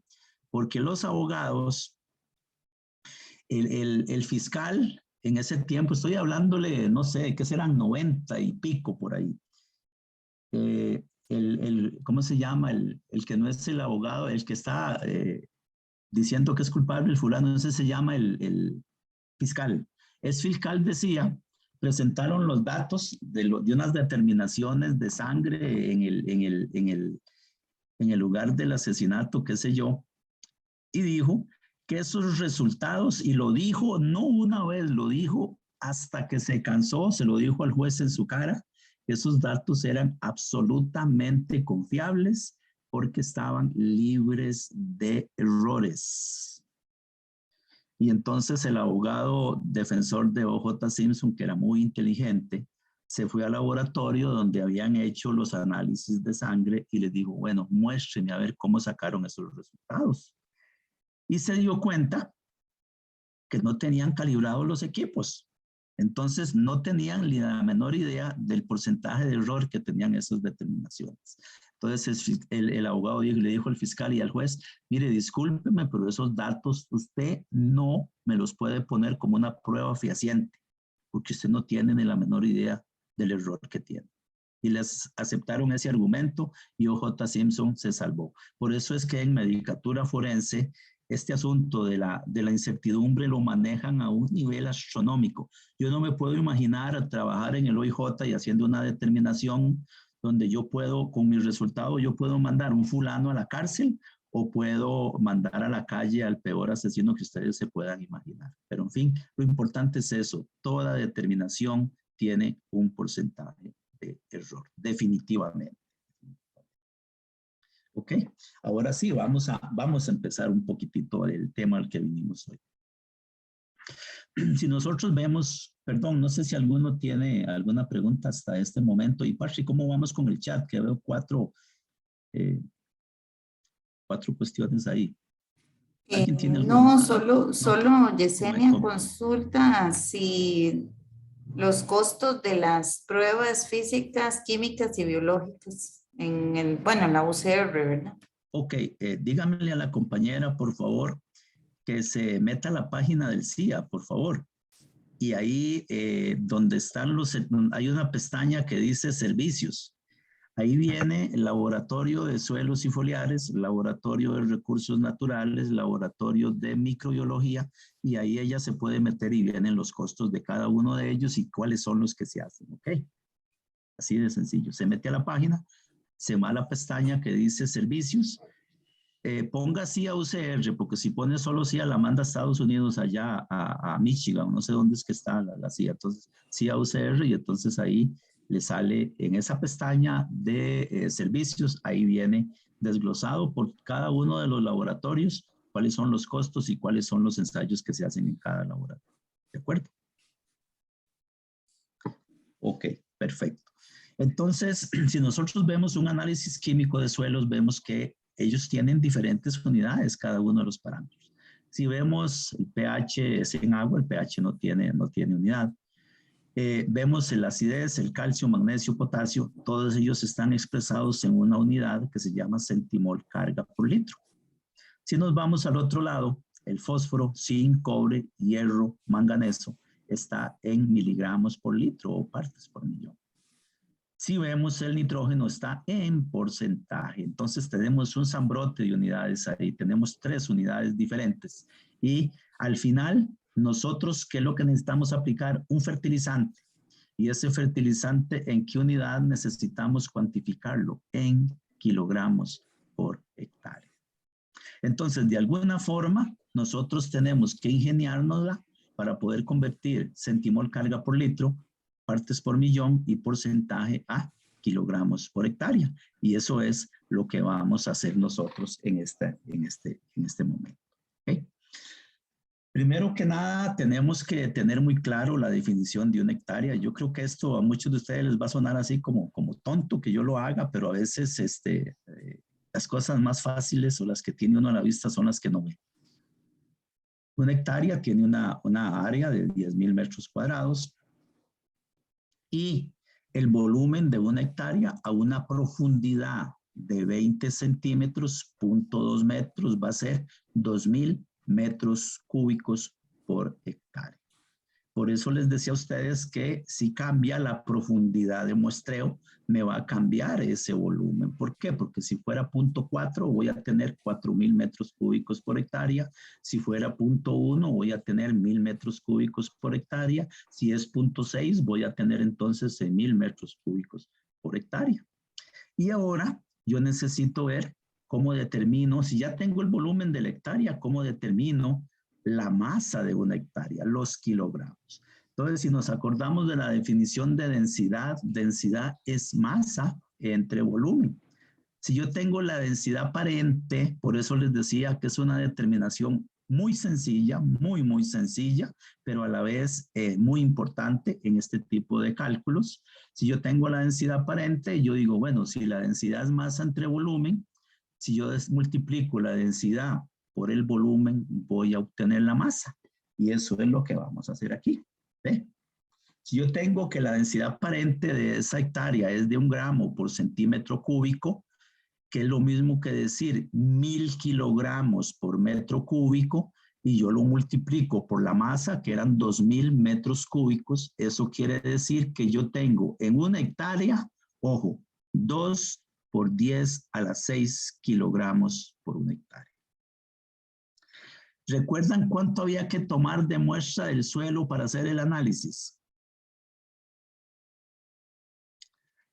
Eran 2.5, que yo les decía, recuerden ese dato, que en algún momento lo vamos a retomar para chismear un poquito de eso. Eran 2.5 mililitros, o podríamos decir 2.5 gramos.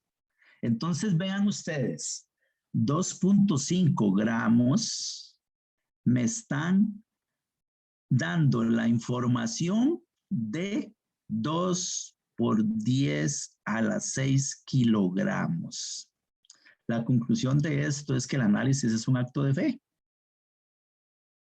Y realmente si lo vemos desde esta perspectiva, tal vez tengamos razón, pero ¿qué sucede? Si hacemos un buen muestreo que sea bien representativo de esos 2 por 10 a la 6 kilogramos, posiblemente el resultado sea confiable. Una vez más vemos la gran importancia que tiene tomar una muestra bien representativa de las condiciones que tenemos en la finca. Y ahí es donde vienen todos los criterios para hacer ese muestreo. Entonces tenemos que una hectárea a 0.2 metros de profundidad va a tener 2 por 10 a la 6 kilogramos por hectárea. Esta tablita solo que me quedó, Parce, usted me puede eliminar esa leyenda que viene abajo, que dice you are screen sharing y no sé qué, porque me está tapando la tabla y no la veo. O yo la puedo correr, o la puedo cerrar. Bueno, no importa.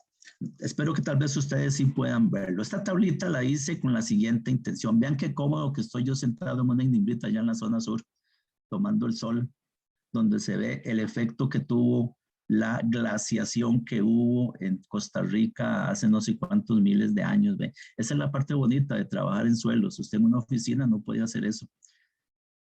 Ni puede ver una calicata tan linda como esa que se ve ahí, con una roca como a 2 metros de profundidad, con un proceso de meteorización que se llama exfoliación o meteorización concentrada, concéntrica, perdón, eso no lo puede ver usted en todo lado. Bendito sea Dios que no es agrónomo. Perfecto, bueno. En esta tabla lo que hice yo fue tener diferentes profundidades y diferentes densidades aparentes y ver la cantidad de masa que se obtenía. Entonces, por ejemplo, a una profundidad de 0.2 metros, tenemos un volumen de 2.000 metros cúbicos por hectárea y con una densidad aparente de 700 kilogramos por metro cúbico, vamos a tener 1.4 por 10 a la 6 kilogramos por hectárea. ¿Okay? Con una densidad de 0.7. Con una densidad de 1, ¿cuánto teníamos? 2 por 10 a la 6 kilogramos por hectárea. Entonces, ¿se vale decir que voy a trabajar con una densidad aparente de 1 cuando realmente era de 0.7? Yo creo que no. Yo creo que no, porque estamos teniendo 1.400.000 a 2 millones, estamos teniendo una diferencia de 600.000 kilogramos por hectárea. Y ya a la hora de calcular eso en términos de fertilizante puede hacer una gran diferencia. Entonces, yo creo que no se vale que trabajemos por default con una densidad de 1. Mejor hagamos la determinación de la densidad aparente y así vamos a trabajar más finos. Esa era la idea de esa tablita. Y eso es lo que me preocupa a mí de los programas, porque ¿tendrá ese criterio un programa o no? No sé la respuesta. Ok, entonces vamos a ver cómo vamos a convertir el porcentaje, por ejemplo, el caso del nitrógeno, a kilogramos por hectárea. Entonces, el análisis de suelos me va a reportar 0.25% de nitrógeno. ¿Qué quiere decir eso? Que tengo 0.25 kilogramos de nitrógeno en 100 kilogramos de suelo. Entonces, si yo tengo 2 millones de kilogramos de suelo por hectárea a una profundidad de 0.2 metros y una densidad aparente de 1.000 kilogramos por metro cúbico, eso quiere decir que en esas condiciones yo voy a tener 5 por 10 a la 3 kilogramos de nitrógeno por hectárea. Repito, eso es válido a 0.2 metros de profundidad y con una densidad aparente de 1.000 kilogramos por metro cúbico. ¿Será eso cierto igual a una densidad aparente de 0.7 o una densidad aparente de 1,3? Yo me atrevo a decir que no es cierto. ¿Okay? Entonces vean que ya pasamos el dato de porcentaje a kilogramo por hectárea, que es lo que andamos buscando. ¿Ok? Ahora, la otra unidad que tenemos es centimol carga por litro o por kilogramo o miliequivalentes por 100 mililitros. Entonces vamos a ver cómo convertimos ese dato a kilogramos por hectárea. Entonces comencemos con el calcio. El análisis me reporta a 3.25 centimol carga de calcio por kilogramo de suelo. Entonces, repasemos un poquito la química general. Nos acordamos que un mol de calcio pesa 40 gramos y tiene una carga de +2. Entonces, el peso equivalente del calcio va a ser 40 entre 2, o sea, 20 gramos. Eso es un mol carga por litro de calcio. Si yo quiero sacar un centimol, entonces yo divido eso entre 100. Entonces, un centimol carga de calcio van a ser 0.2 gramos de calcio. Si yo convierto eso a kilogramos, van a ser 0.002 kilogramos de calcio por centimol carga de calcio.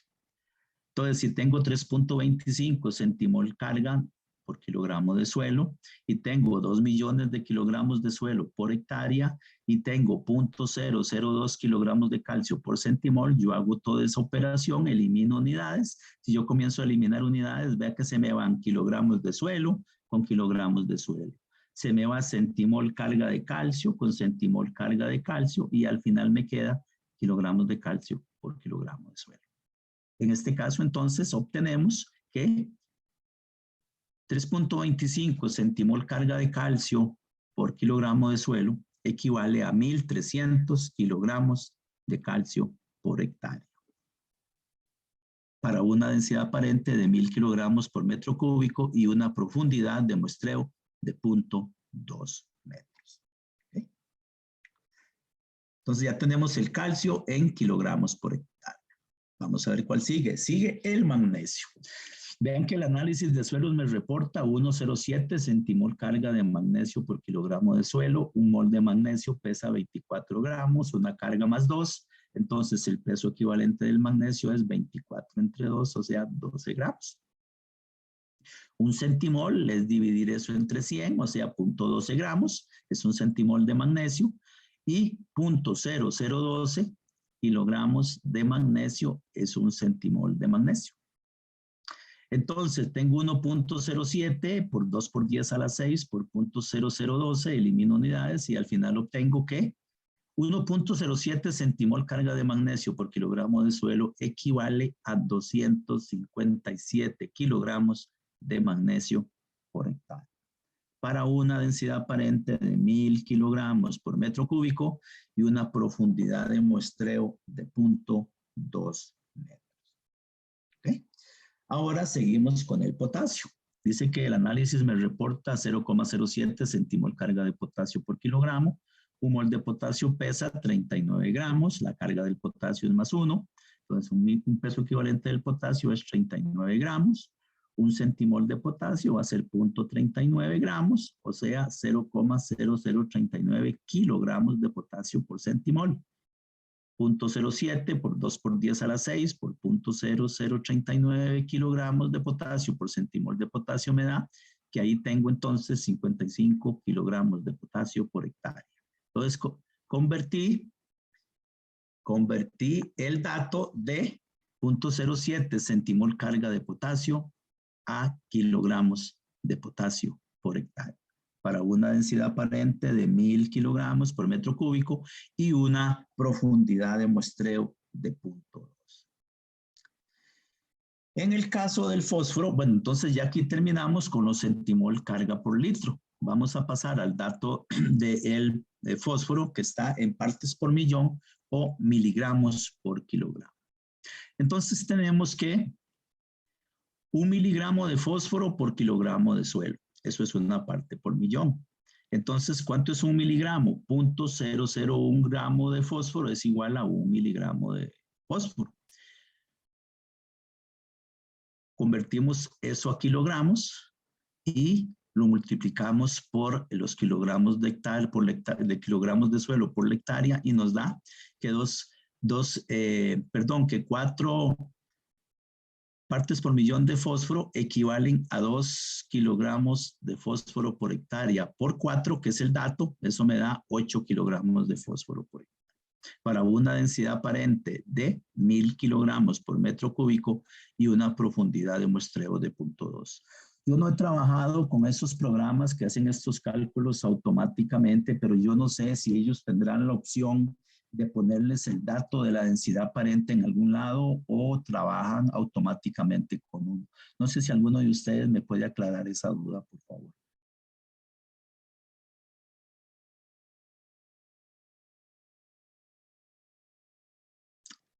Ok, bueno, entonces yo asumo que normalmente ellos trabajan con una densidad aparente de 1. En el caso de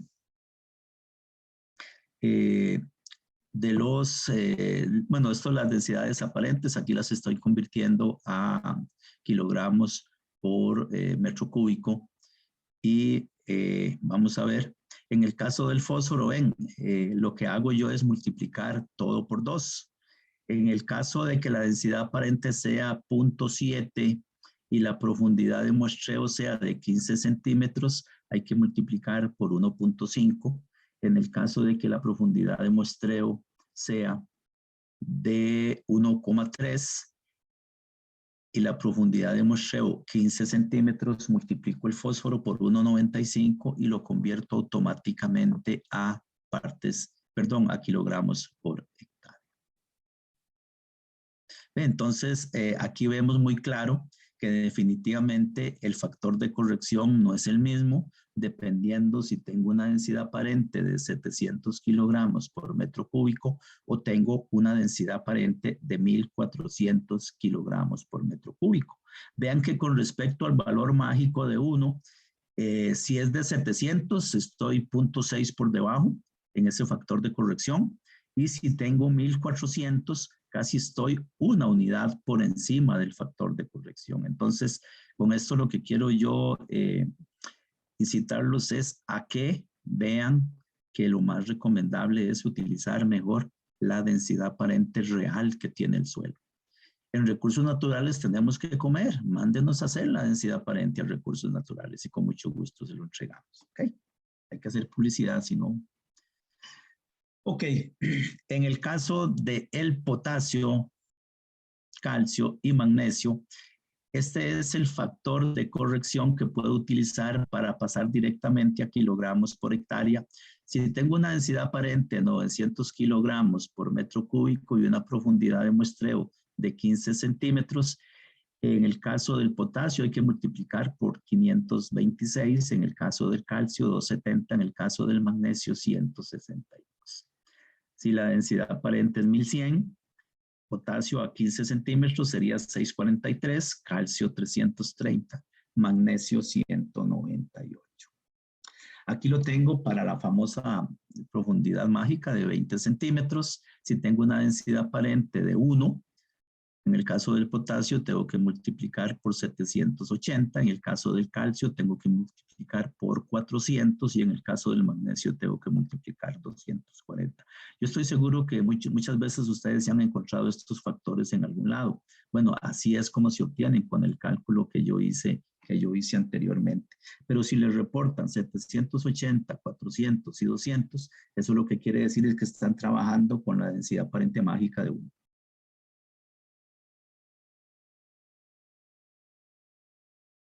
Ahí les demostré cómo es que saca uno esos valores. Bueno, aquí ya en esta parte yo no me voy a meter mucho porque es la parte ya pensando en la parte de fertilización y la charla era básicamente de cálculos. Entonces, les quería enseñar estos dos libros. ¿Por qué? Porque este es el de arriba. Es donde es el libro de Floria de las curvas de absorción para diferentes nutrientes para un montón de cultivos.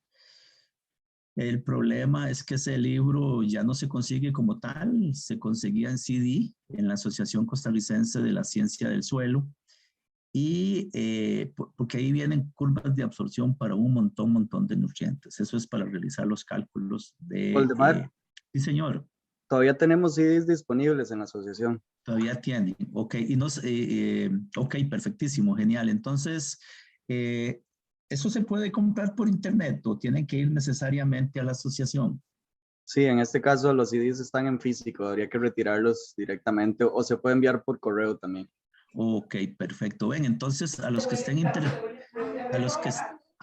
interesados, sí, por favor, métanse a la página de la Asociación Costarricense de la Ciencia del Suelo y entonces ahí lo pueden comprar en línea y se los mandan por correo o van a las oficinas de la asociación. Ellas están ubicadas precisamente en el Centro de Investigaciones Agronómicas. Eso queda 300 metros al este de la UNED en Sabanilla y 75 metros al sur. Y el otro libro que está abajo, ese es el famoso libro que yo les decía a ustedes que costaba como, yo creo que por aquí tengo yo, sí, vean, no es mentira, aquí me metí yo a Amazon a ver cuánto costaba comprar ese libro y anda por, anda por la bicoca de 202 de segunda mano. Hay uno de segunda mano ahí en $145, pero en fin, ese es el libro donde vienen todas las tablas para interpretar los análisis foliares, ¿ok? Hay 2 tomos. Entonces, es una inversión muy fuerte, pero en una empresa tal vez vale la pena que la hagan porque les va a ayudar mucho. Vamos a ver qué más tengo yo por aquí que nos pueda servir. Ok, les decía yo a ustedes que algunos de los análisis químicos que se hacen en los laboratorios de suelos no son necesariamente para fertilidad, sino que las personas que clasifican suelos también tienen una serie de análisis y la llave taxonómica les solicita que calculen una cierta cantidad de información para distinguir horizontes diagnóstico o para distinguir a veces a nivel de alguna categoría dentro de la pirámide de clasificación de suelos. Entonces, uno de ellos es que les piden, por ejemplo, ¿se acuerdan que hablábamos de la determinación de calcio, magnesio, potasio con acetato de amonio, uno normal pH 7? Entonces, les piden que tengan el dato en centimol carga por kilogramo de suelo. El análisis de laboratorio se lo reporta a usted la SIC en centimol por kilogramo. Y entonces ustedes tienen que hacer el cálculo para el kilogramo de suelo. Entonces, vamos a ver cómo se hace. Ven, por ejemplo, aquí, esta es una foto que tomé de la llave taxonómica, creo que era para determinar si el horizonte era cándico. Dice que tiene una SIC aparente de 16 centimol carga por kilogramo de arcilla. Y resulta que el análisis de laboratorio se lo da a usted en centimol carga por kilogramo de suelo. Entonces, ¿qué es lo que necesita usted para hacer esa conversión? Entonces, usted lo que hace es que toma el dato del análisis de textura, donde le reportan el porcentaje de arcilla. Entonces, veámoslo aquí. Dice, el análisis de laboratorio le reporta 16 centimol carga de SIC por kilogramo de suelo, y ese suelo le reporta el análisis de textura con un 80% de arcilla. Entonces usted dice, bueno, sí, si tengo un 80% de arcilla en ese suelo, eso quiere decir, o en ese horizonte, lo que me está diciendo es que tengo 100 kilogramos de suelo, tengo un 80 kilogramos de arcilla. Por 16 centimol carga de SIC por kilogramo de suelo, entonces elimino esas unidades y me queda expresado ya no en SIC por kilogramo de suelo, sino en SIC por kilogramo de arcilla. En este caso, los 16 centimoles los multiplico por 100, los divido entre 80 y me da que eso en centimol carga de SIC por kilogramo de arcilla corresponde a 20 centimol carga de SIC por kilogramo de arcilla. Como les digo, esto se utiliza, por ejemplo, en este caso, para ver si ese horizonte es un horizonte cándico, porque dice que tiene que tener una SIC aparente de 16 centimol carga o menos por kilogramo de arcilla extraída con acetato de amonio, 1 normal a pH 7, o 12 centimol carga o menos por kilogramo, etcétera, etcétera. ¿Ven? Entonces, la forma de convertir el dato de laboratorio de centimol carga por kilogramo de suelo a centimol carga por kilogramo de arcilla es esta que les expliqué acá. Toman en cuenta el porcentaje de arcilla que les reporta el análisis del laboratorio y entonces hacen el cálculo correspondiente. Otro dato que les pide la llave taxonómica de suelos, en este caso estamos tratando de clasificar un oxisol para ver si es un humic, rhodic, candiustox. Necesitamos, dice que tenga 16 kilogramos por metro cuadrado o más de carbono orgánico entre la superficie del suelo mineral y una profundidad de 100 centímetros. Resulta que ¿cómo le reporta a usted el carbono orgánico al laboratorio? A usted se lo reporta en porcentaje. Entonces, ¿cómo hace usted para convertir ese porcentaje a kilogramo de carbono orgánico por metro cuadrado? Entonces, el análisis de suelos reporta porcentaje de carbono orgánico y el laboratorio le reporta la densidad aparente en gramos por centímetro cúbico. Entonces, yo digo, bueno, el laboratorio me reporta 3,73% de carbono orgánico, la densidad aparente es de 0.9 gramos por centímetro cúbico, que es lo mismo que decir 900 kilogramos por metro cúbico, y el espesor del horizonte es de 0.2 metros. Entonces yo digo, bueno, el volumen de ese horizonte va a ser igual a 10.000 metros cuadrados por hectárea por 0.2 metros, que es el espesor del horizonte. Eso me dice que tengo 2.000 metros cúbicos por hectárea. La masa del horizonte, como hemos visto anteriormente, es el volumen del horizonte por la densidad aparente. En este caso tengo 1.800.000 kilogramos de suelo por hectárea. Entonces, si el dato es 3,73%, quiere decir que tengo 3,73 kilogramos de carbono orgánico en 100 kilogramos de suelo. Y una hectárea tiene 10.000 metros cuadrados. Si yo hago todo ese cálculo, me da que ese dato reportado, ya no como porcentaje de carbono orgánico, sino como kilogramos de carbono orgánico por metro cuadrado, corresponde a un 6,7 kilogramos de carbono orgánico por metro cuadrado. ¿Ok? No sé si alguien tiene alguna pregunta hasta aquí.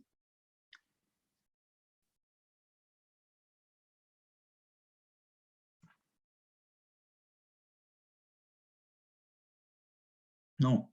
Ok, bueno, entonces Yo por aquí, como se dice, cierro el chinamo y me voy. Muchísimas gracias a todos por acompañarme este día. Espero haberles creado alguna inquietud y que les sirva que les sea de provecho en su vida profesional. Y aquí les puse esta leyenda: cuidemos al suelo en forma integral, parte física, parte química, parte microbiológica, y nos seguirá brindando sus múltiples beneficios por mucho tiempo a nosotros y a las generaciones futuras. Muchísimas gracias por acompañar. Muchísimas gracias a usted. Con muchísimo gusto. Muchísimas gracias, Orden, por la presentación. Con mucho gusto, Patri. Damos una parte 2 de fertilidad porque ya por ahí lo están pidiendo, entonces ahí la podemos planificar también, ¿verdad? Y no, muchísimas gracias por acompañarnos, ¿verdad? Esta iniciativa surge desde la UNED, desde la carrera de Ingeniería Agronómica y desde la Cátedra de Gestión Sostenible del Suelo. Entonces, estamos para servirles y esperamos vernos pronto, ¿verdad? Porque siempre hay temas muy importantes que como profesionales debemos retomar, ¿verdad?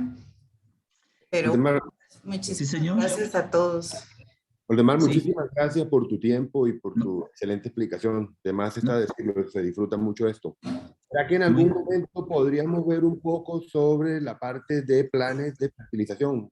A partir de necesidades que formular y... Sí, claro. De hecho, eso venía en la charla, pero no, si me metía en eso, entonces me salía del tema y me extendía tal vez una hora más. Entonces, por eso fue que no lo metí, pero con mucho gusto, eventualmente podríamos trabajar en ese sentido. Sí, vamos a planear una parte 2 en ese tema. Claro que sí. Patri, no sé, en el chat, ¿cómo estamos? ¿Hay alguien con alguna pregunta? No, en realidad muchos agradeciendo la charla, la información muy interesante. Sí, nada más, no hay preguntas. Ok, perfecto, muchísimas gracias. Yo soy Waldemar, disculpa, y Patricia, hola. Por favor, Wellings, con muchísimo gusto. De posgrado. ¿Cuándo viene a visitarnos, Wellings, usted por acá? Sí, está eso todavía en planes. Esperemos que se concrete. La situación ahora con lo de la pandemia nos ha complicado también, pero, ya me daré un tiempo para visitarlos por allí. Ojalá que así sea entonces. Sí, agradecerte, Waldemar, como te digo, muy buena presentación. Me has hecho recordar un poco de cosas que siempre se olvidan en el campo. Sí, el campo es excelente, maravilloso. Agradecerles a ti, a Patricia, y esperemos que pueda seguir dando un poco esta más de charla, como lo dijo el compañero. Una segunda parte sería importantísimo para recordar ciertos temas. Y agradecido y gusto verlos, amigos, estimados y directos amigos. Muchas gracias, Olde y Patricia, por...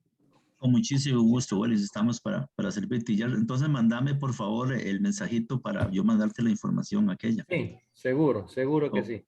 Ok, perfecto, entonces. Saludos, Wellings, un gusto verte. Buenos días. Sí, buenos días.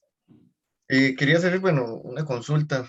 Sí, por favor. Hablaba de lo de la materia orgánica, los microorganismos, ¿verdad? Como fuente restauradora, digámoslo así, el del suelo. Es interesante, digamos, porque una de las escuelas, de las culturas que se está retomando hoy en día es eso, ¿verdad? La incorporación de materia orgánica, darle al suelo todo lo que ha perdido. Que el agricultor se está dando cuenta definitivamente que ha cometido muchos errores a través del tiempo, ¿verdad?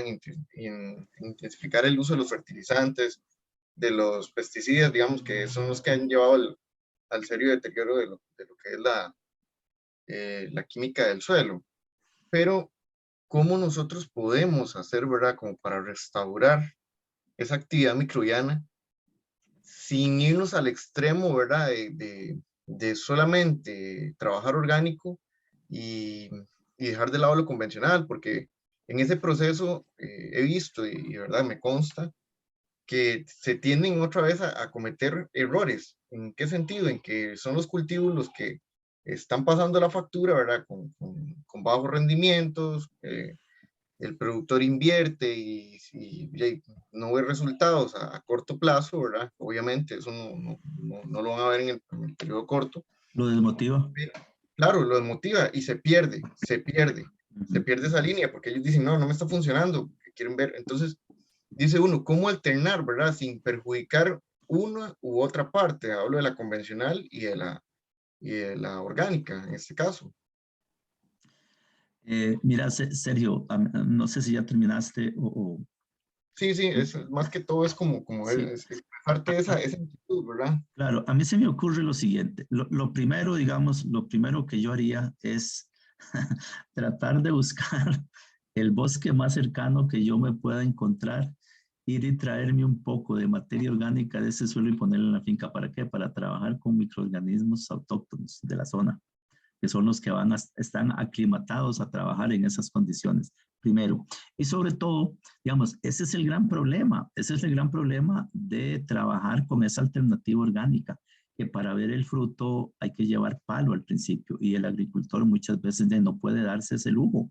Entonces, lo que a mí se me ocurre es que comencemos no con toda la explotación, sino con parcelitas, una parcelita una vez y ver el efecto que se va teniendo en esa parcela y después él va a terminar convenciéndose de que sí funciona. Obviamente no va a ser inmediato, el proceso es lento. Y ese es el gran problema que ha habido con esto, que la gente se desmotiva y hay con justificada razón, porque le tiene que comer, tiene que vivir. Ese es el gran problema que tenemos con esa situación. Si tuviésemos y otra cosa que yo insisto mucho es que cuando la gente aplica materia orgánica a un suelo, abono orgánico, por favor le hagan un análisis químico a ese material. ¿Por qué? Porque el que usted ponga una materia orgánica al suelo no significa por default que esa materia orgánica sea buena. ¿Por qué? Porque dependiendo de cómo se llevó a cabo el proceso, puede ser que no sea tan buena. Y ahí, digamos, la principal característica para determinar la calidad es la relación carbono-nitrógeno, porque esa es la que le va a determinar a usted la eficiencia con que esa materia orgánica se va a mineralizar o si más bien el proceso se detiene porque los microorganismos se quedaron sin energía, por ejemplo. Entonces es importantísimo siempre que yo aplico este tipo de materiales, tener muy claro con qué estoy trabajando. Y la única manera de tener eso claro es con un análisis químico. Ahora, tenemos que tener presente una cosa. Cuando usted lleva la muestra de materia orgánica al laboratorio para que le hagan el análisis químico, se lo van a analizar como un foliar. ¿Qué quiere decir eso? Que le van a determinar totales. No le van a determinar disponibles. Ahora, se podrá hacer. El gran problema es que no se calibraron las soluciones extractoras para la materia orgánica. Se calibraron para suelos. Entonces, probablemente si usted lo hace como un suelo y determina los disponibles, podrá ser que le genere un dato, pero no sé cuán confiable será desde esa perspectiva, porque no tenemos unos niveles críticos para soluciones extractoras en materia orgánica. Perfecto, Maldemar, de verdad que agradecidísimo con la charla, muy interesante. Esperamos desde ya la segunda parte. Porque esto es un tema muy amplio y hay mucha tela que cortar. De verdad que muchas gracias. No, con muchísimo gusto, Sergio. Pablo Rodríguez levantó la mano, Patrick. Pablo. Sí, señor, buenos días. ¿Cómo está, Olde? ¿Cómo vas? ¿Todo bien? Todo bien. Qué bueno, qué bueno. Siguiendo la línea del compañero, quería preguntar cuánto vale en el CIA o alguna entidad que esté haciendo análisis CHONS, carbono, hidrógeno, oxígeno, azufre, pensando en tener un buen diagnóstico de esa materia orgánica. ¿Y qué opinión tenés vos sobre el biocarbón? ¿Qué tanto sube la capacidad de intercambio catiónico muy rápido en el suelo? ¿O es un proceso de, como decís vos, de tiempo? De tiempo. Sí, mira, desgraciadamente, Pablo, yo no tengo mucha experiencia en esto, entonces, o sea, te tengo que decir que no sabría darte una respuesta en esos términos porque no sé y no me voy a poner a batear, la verdad. Entonces, no sé. Si querés, mándame la pregunta al correo y yo trato de averiguarme con alguien que sepa más de eso y hablamos. Con mucho gusto te contesto, ¿está bien? Ok, Olde, muchas gracias. Vos Saludos. tenés mi correo, Pablo, un abrazo. ¿Vos tenés mi correo, Pablo? Sí, sí, claro, claro. Ok, entonces por Si no, favor se lo hazlo pido así. a Patricia. Ok, sí, con mucho gusto te contesto, porque sí, realmente no sabría qué decirte en este momento Sí. que yo pueda garantizarte que... Es que vieras que he hecho algunos trabajos con Biochart, pero no he visto, o sea, la literatura habla de que sí hay un efecto directo sobre el aumento de la capacidad de intercambio catiónico, pero en hortalizas, que es en el campo que yo me muevo, pues no lo he visto así tan rápido, o sea, ese aumento que yo quería ver, inclusive. Perdón, estás hablando aplicando carbono orgánico. Sí, aplicando biocarbón. Entonces, sí, inclusive tengo algunos tratamientos donde más bien lo traté de potencializarlo más agregando algunas enmiendas orgánicas del mercado a base de materia orgánica, ácidos húmicos, fúlbicos, cualquiera de estos. Y sí tengo algunos, más bien ahí después te podría compartir algunas datos que he tenido. Muchísimas gracias, Pablo, más bien. Pero más bien para que me dieras una idea era. Sí, correcto. Digamos, tenemos que tener, tal vez repasemos un poquito esta situación de la capacidad de intercambio catiónico. Digamos, si vemos los minerales del suelo, los que tienen mayor capacidad de intercambio catiónico son las arcillas y especialmente las arcillas 2,1. Y después de las arcillas lo que sigue es la materia orgánica como tal. Entonces yo esperaría que si yo tengo un suelo con una cantidad de arcilla importante y además incorporo materia orgánica, en buena teoría yo debería potenciar esa capacidad de intercambio catiónico. ¿Por qué? Porque la materia orgánica tiene una enorme cantidad de ácidos carboxílicos que pierden el hidrógeno y entonces queda un H- ahí que favorece mucho esa dinámica. Y por eso es que también ella retiene muchísima agua por esas características químicas que tiene. Entonces yo esperaría, o sea, lo que yo esperaría sin pensarlo mucho es que si yo tengo una arcilla con una alta capacidad de intercambio catiónico y además la potencio con materia orgánica, eso debería mejorar en algún grado. Sí, correcto. No, muchas gracias, Olde. Y ahí estamos en contacto. Aquel día medio lo vi a usted por ahí, pero iba como trompada de loco yo, entonces no te puedo ni saludar. Un día Sí, no, yo también. Por ahí. Sí, ahí en el CIA. Sí. Ok, perfecto. Pero ahí, Pablo, Olde, muchas gracias. Saludos. Mucho gusto. Excelente presentación. Muy amable, gracias, con gusto.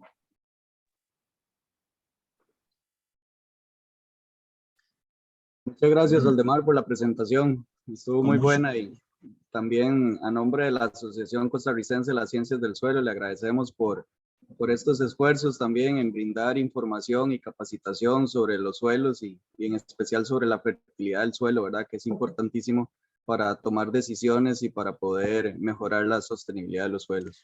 De verdad que muchas gracias. Con muchísimo gusto, Hugo, y de verdad a mí esto me encanta. Yo comienzo a hablar y pierdo la noción del tiempo y de pronto comienzo a mezclar suelos con filosofía, etcétera, pero bueno, ahí vamos para adelante. Pura vida, muchas gracias. Con mucho gusto, Hugo.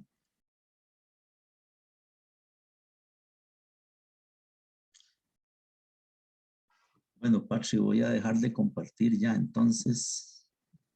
Y vamos a ver, ¿a dónde es que estamos?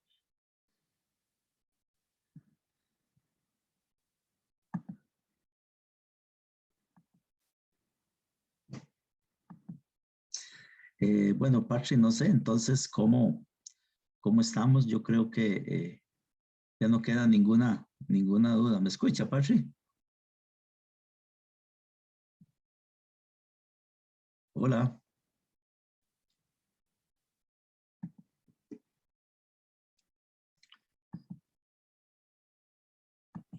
Está sin audio, Patricia, puso. Está sin audio. Ah, ok. Bueno, entonces, bueno, yo creo que por mi parte voy a colgar la toalla, como es. Voy a retirarme, entonces, no sé. Muchísimas gracias por haberme acompañado este ratito, que no fue tan ratito, se nos hicieron casi 3 horas. ¿Cómo pasa el tiempo? Es rápido. Cuando uno la está pasando bien, el tiempo se pasa muy rápido. Ese es el problema. Entonces, no, muchísimas gracias de verdad y que tengan un lindo fin de semana. Igual, para todos.